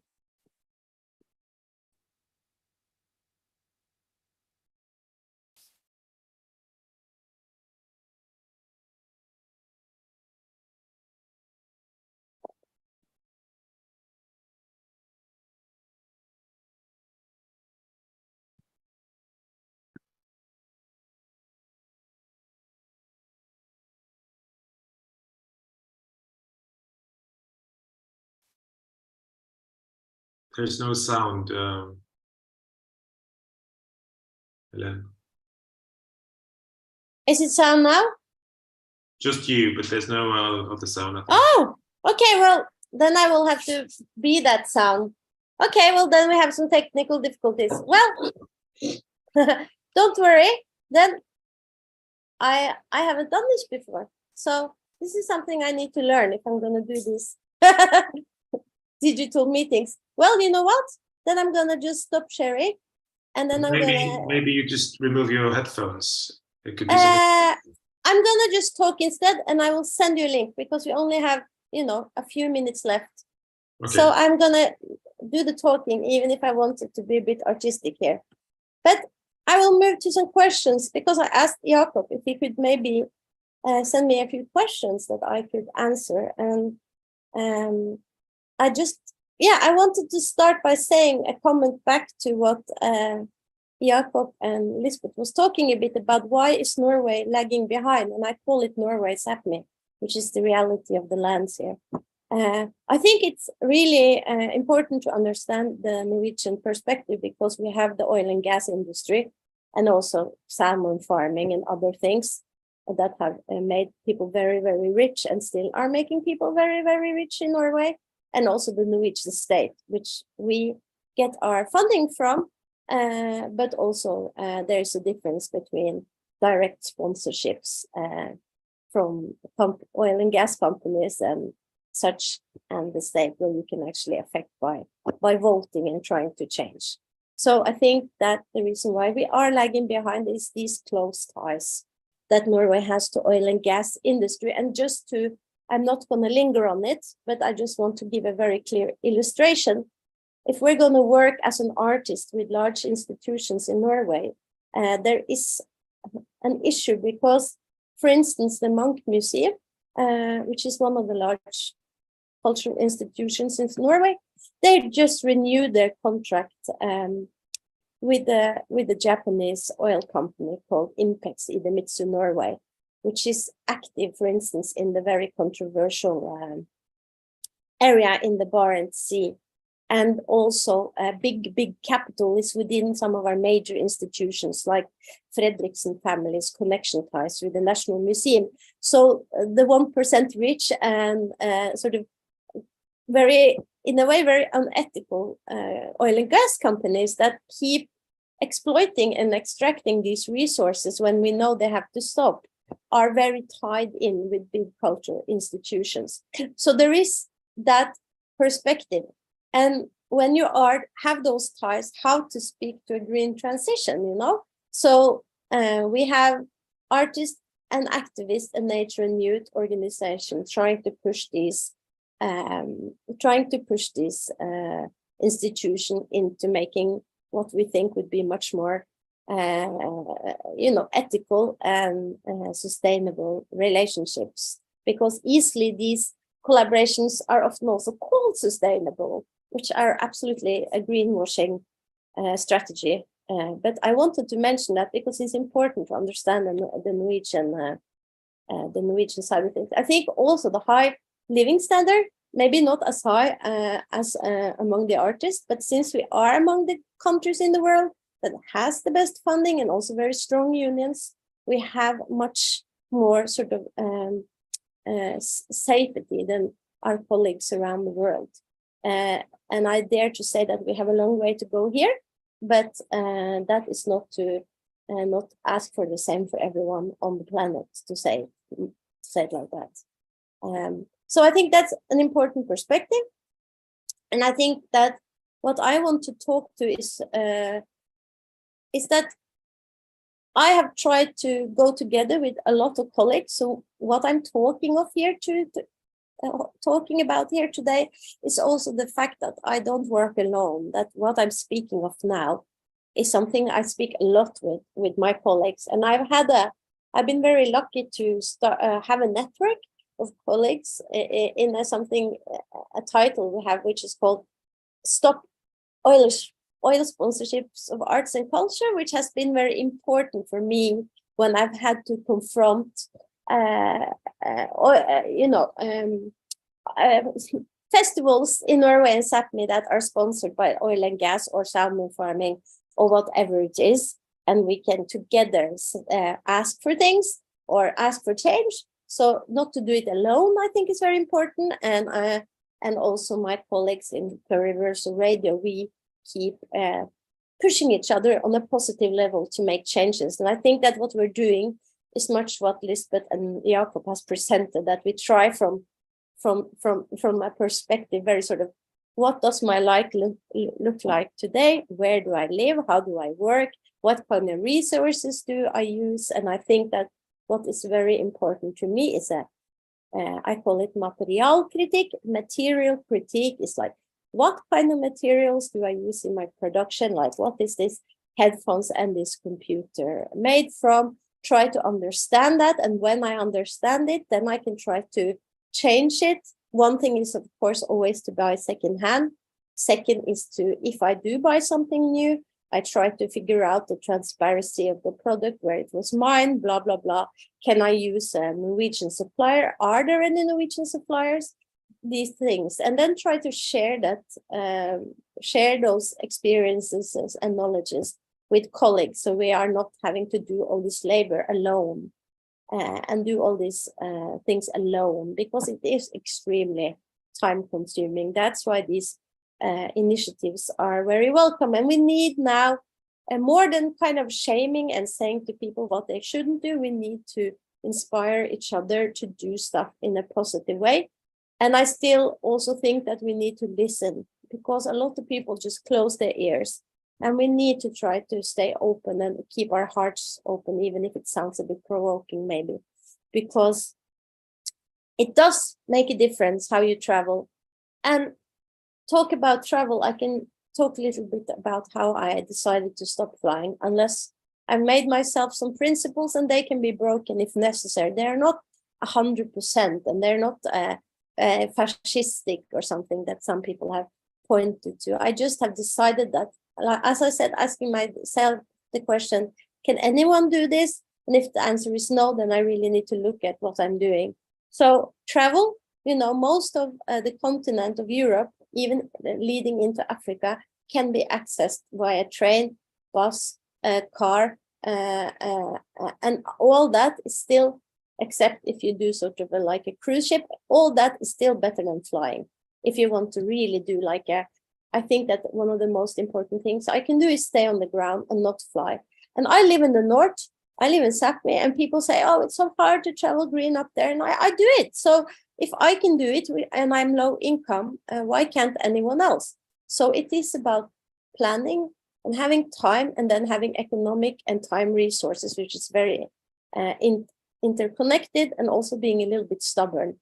And I am also inspired by other artists to make this possible and sharing travel routes. And it means that we need to, of course, ask the institutions and colleagues we work with to see how we can manage. And sometimes, of course, some people might have to fly, but I try to say to myself, I never have to fly.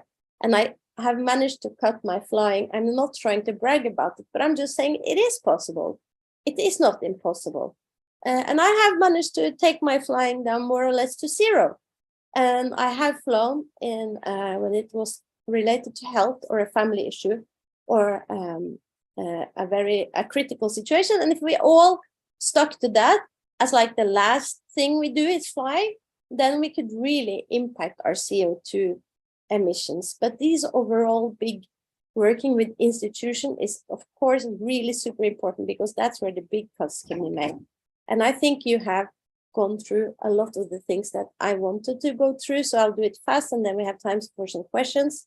Is that I look at my life, how do I live my life, how do I eat, where do I buy my things from, whether it's this jumper or, as I said, the headphones, so a material critique. Try to do that with friends so it doesn't become exhausting and I do all the labor myself. To try to inspire each other and create networks of people doing this type of work so we can support each other. Try to work with the institutions we work with. Try to create my works and exhibitions more green and have a lower CO2 emission by reducing and reusing, and also trying to recycle works, keep developing them. So I think that's like what I wanted to say. I have so much more to say, but that's what I had time for. Maybe we can do questions and I can answer some more. Yes, thank you, Elin. I think we'll do some questions now at the end, but also I think the term material critique is really good. It's something that we should hold on to. It does sound a bit like a 80s new wave band, maybe. Yeah, materials. It's worth remembering. And I also want to say to anyone who wants to have a tip about, I mean, we should make maybe part of this could be some kind of travel guides that we can do. I often share travel guides with people that we have made for our residency, where we insist on green travel, unless you have health issues or something with a family matter, you know, we are not, yeah, so we can share these resources, because it is possible to travel green to the north and we don't need to build trains. We can just get really good buses, you know. So why do they have better buses in Mexico than in the north of Norway and Sápmi? So there are some really simple solutions that can be implemented. And we can also do more work on while we travel. If we have good internet connection, even if that also is, you know, CO2 exactly. emission, but still we can do stuff. I always work on the train, on the boat, and it's fun. Yeah. I mean, also taking a train in Norway, that can be really tiresome when it comes to the internet connection. That's really bad. Yeah, but you don't need to be on the internet all the time. Maybe you plan the day of travel so you're not on the internet. And maybe you take a train. When I came to Bergen now, they have started these coupes, so you have closed doors, so you can do your meeting on the train. Right. And now that some of these boats are getting greener too, you can take the boat and you can do the seminar or the union meeting on the boat, you know. Yeah, exactly. I just wanted to ask Jakob and Lisbeth to turn their cameras on, maybe. Yes, here we are again. Hi. Here you are again. Yeah. Thank you so much, Elin. Wonderful presentation. Really inspiring. Thank you. I just wanted to say that, aren't we all creative? You know, we are supposed to be creative. We are all born with creative tools, not just artists, but everyone. This is like our human rights. Yes. I think we saw this during Corona, that people need arts and culture as much as they need a dentist, yes. Even if that feels sometimes more critical. But I think a lot of us, I couldn't live without music, you know, it's my life. So, and live without art, it's what keeps me going, and also people's and also, work. I think Jakob mentioned this briefly, that the power of culture to actually make statements that people actually listen to. Yeah. Artists more than politicians, you know. Yeah, or they listen to poetry, you know. They listen. A Netflix film can be more persuasive than any scientist or politicians, basically. Yes, and we also need to understand that scientists used to have more creative tools before that. They were allowed to draw and make films, and things have become so instrumentalized that it's hard to speak to people's heart, and that's what we can do with arts and culture, you know, because we use poetry and we use that language that goes straight into people's hearts and feelings.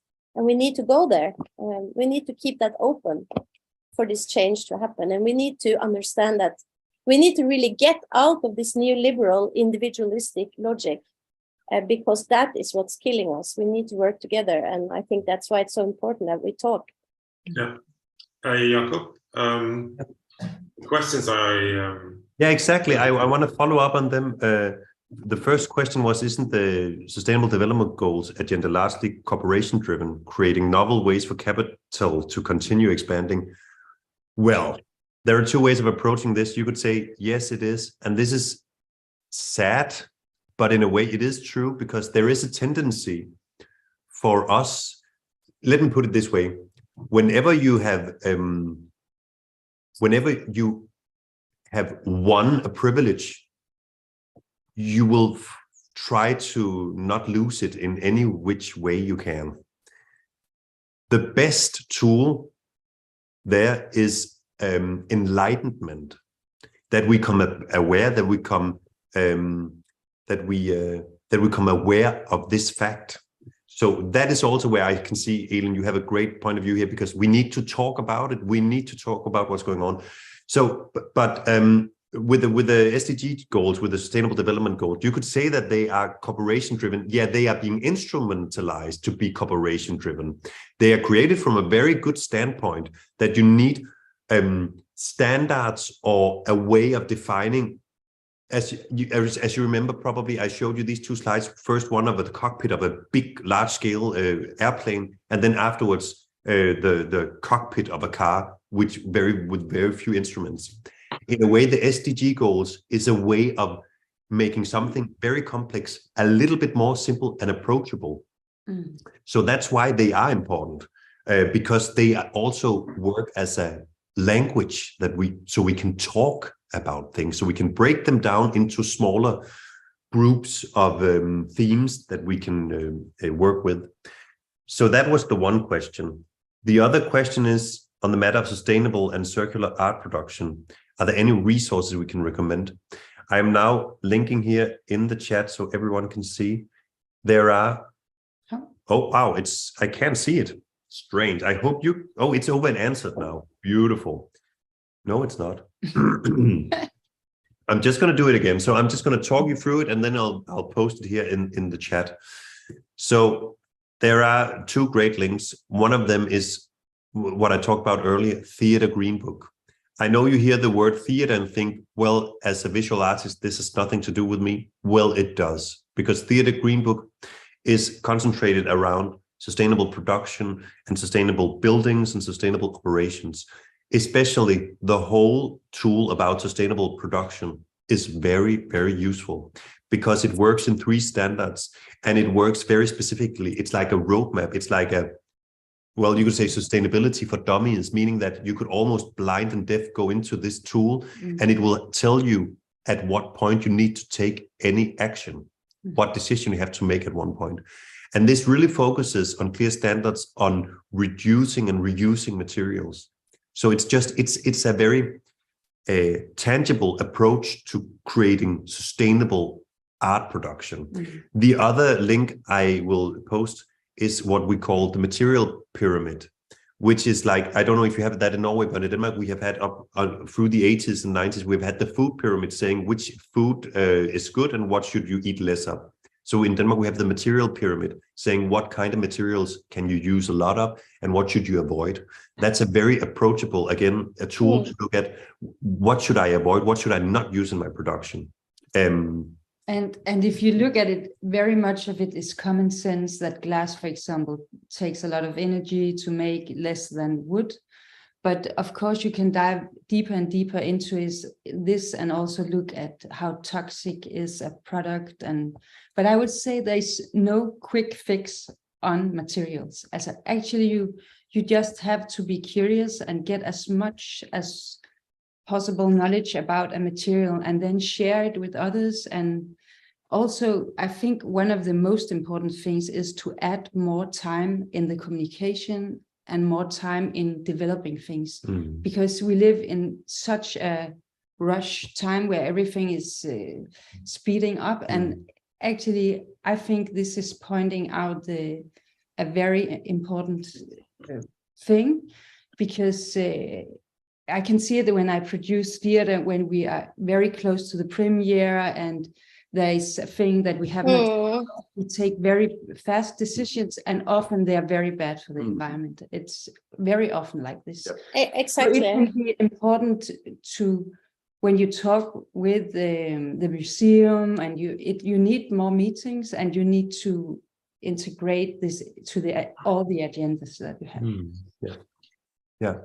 And then finally, I also just want to add that also what you said, Elin, it's great to talk, and this also correlates with relations. We need to build relations. So I also want to invite you all to, we have created a Nordic network for the whole cultural sector. So it's not just for theaters, it's for everyone. And we have our next online network meeting, the 28th of March from 10 to 12. And we will focus on materials and scenography here. And we have a great Swedish scenographer who will give a keynote speech there. So, and again, it's a very informal network. So it's really about, we can see each other. Everybody is visual. We talk to each other. We share ideas and experiences. So if you want to participate there, just send me an email at jakob@bæredygtig-scenekunst nu, because then I'll add you to the list and you'll get a formal invite. But it's just to say that we need these networks. We need to continue the conversation and strengthen their encouragements to change. Yeah.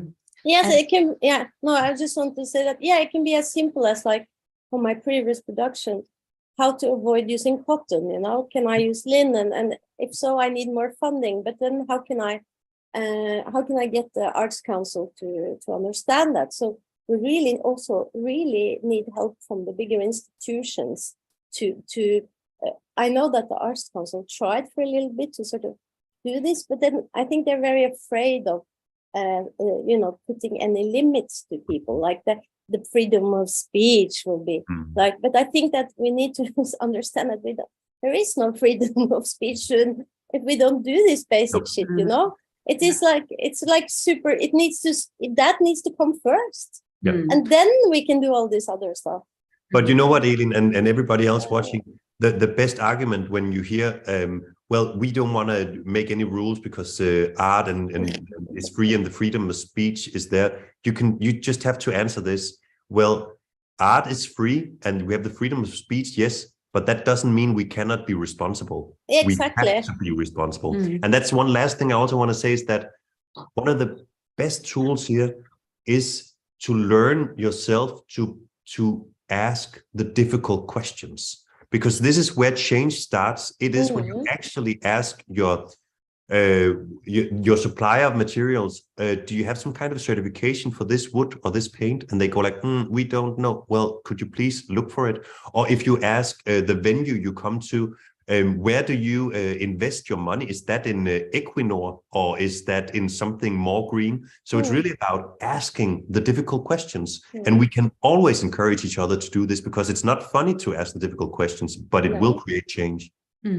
Yeah, and I think that it's also very difficult for many artists. We have some prizes and things in Norway that's related to big oil and banking, you know. And when you get nominated to this, of course, and you ask the big questions, then you're out of the consideration. And also how to present art at the museum that's sponsored by big oil and gas, you know, it is extremely problematic. But, you know, this is our time and this is our prerogative, and we have to do this now. And we also have to, I feel that, I don't want to say we have to, but I feel that we have a responsibility with our privileges. And I think that making change is similar to in the racist debate. You know, I also need to look into myself and understand my white privilege, and if I always thought I was anti-racist, but really look at myself and try to deconstruct myself, whether it's to try to make that change, and it actually means that you have to take away something and rebuild something, you know. And the only thing that came out of it for me is good stuff. It's better for my health.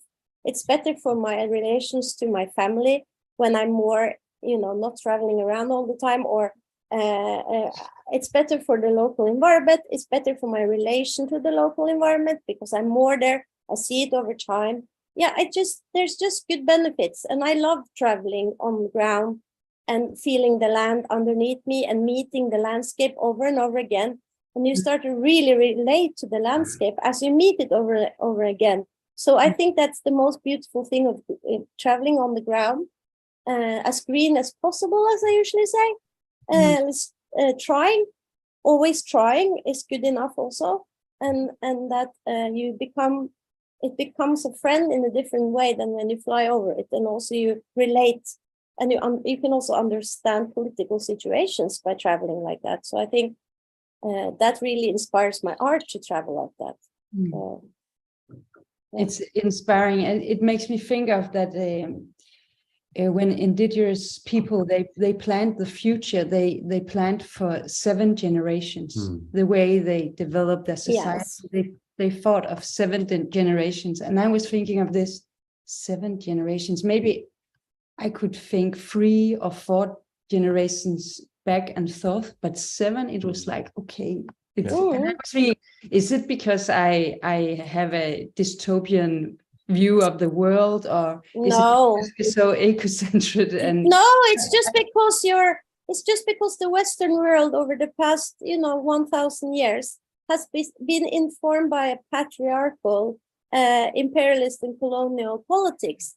Prior, I mean, Europe, if you go 6,000 years back, has a completely different history, very similar to most of the indigenous world, which has a matrilineal heritage. So for me as an artist, also looking into that, and when we listen to the radio and someone is talking, you say, we as humankind is like this. And then I'm thinking, no, it's not a we. There are so many cultures on this earth, and there's so many indigenous people and groups of people who show that we can live differently. There is not like, we are an example. We are the latest example of, since the Big Bang, the humankind, Homo sapiens is 200,000 years old. The puffin is 5 million years old. The puffin's friend is 65 million years old. We are the last species. We are the monkey that is 200,000 years old. And we should listen to everything around us, because that carries all the knowledge we need. We don't need to invent something new. It's there. So it's just to pay attention. I totally agree. And yeah.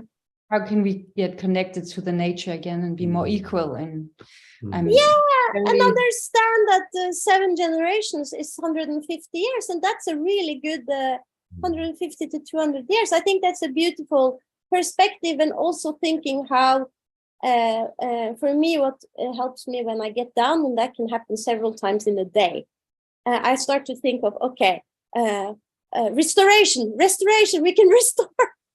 I try to think, yes, we can work on restoration. I can work on restoration with my art. We can restore things like reuse, reduce, restore. Restoring is the path forward, we have to restore.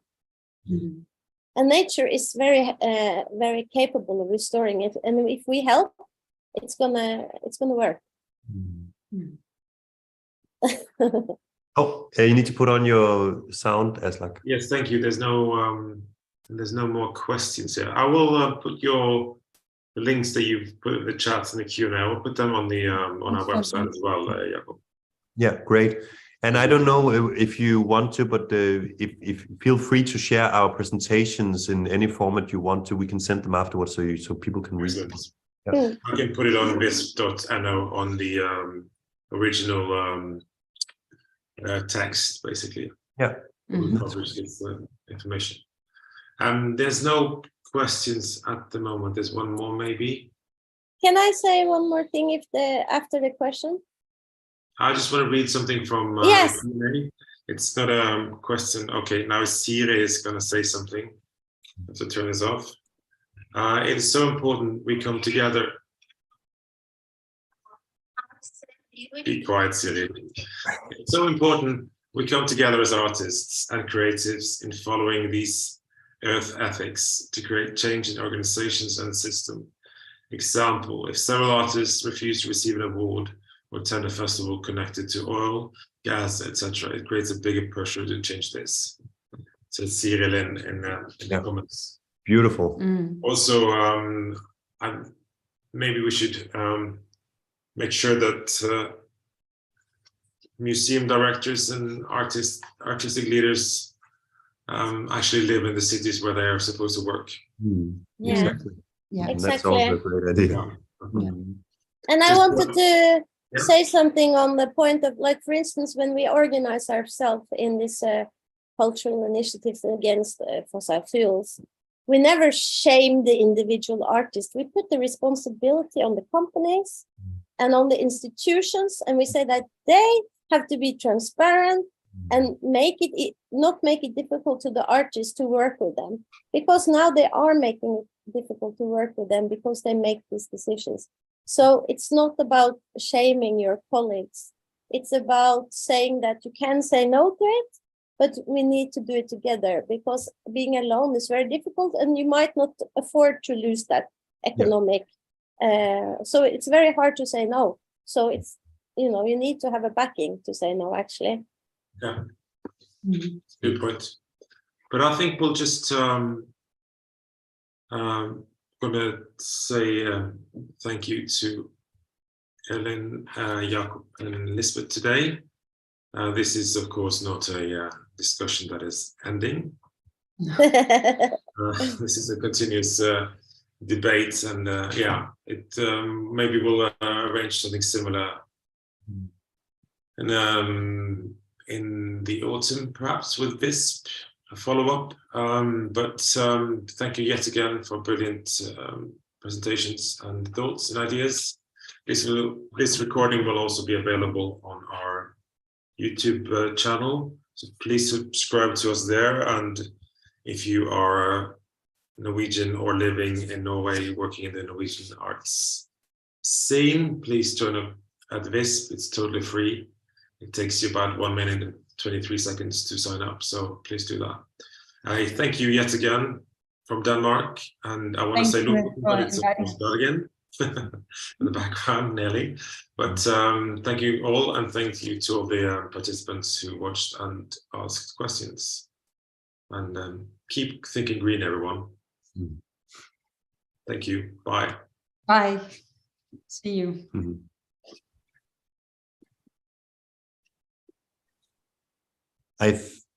Great. Han skal stoppe optagelsen selv. Kan du Det står stadig. høre os? Perfekt. Jeg hører dig. Tak. Ja, det var bare det, jeg ville sige, at du skulle huske at trykke stop recording, fordi hvis man lukker, så forsvinder optagelsen. Ja. Hvis man ikke har noget at gemme. Ja. Nå, fuck. Ja, det har jeg prøvet før, det var forfærdeligt. Jeg kom til at tænke på noget, Aslak, og det var,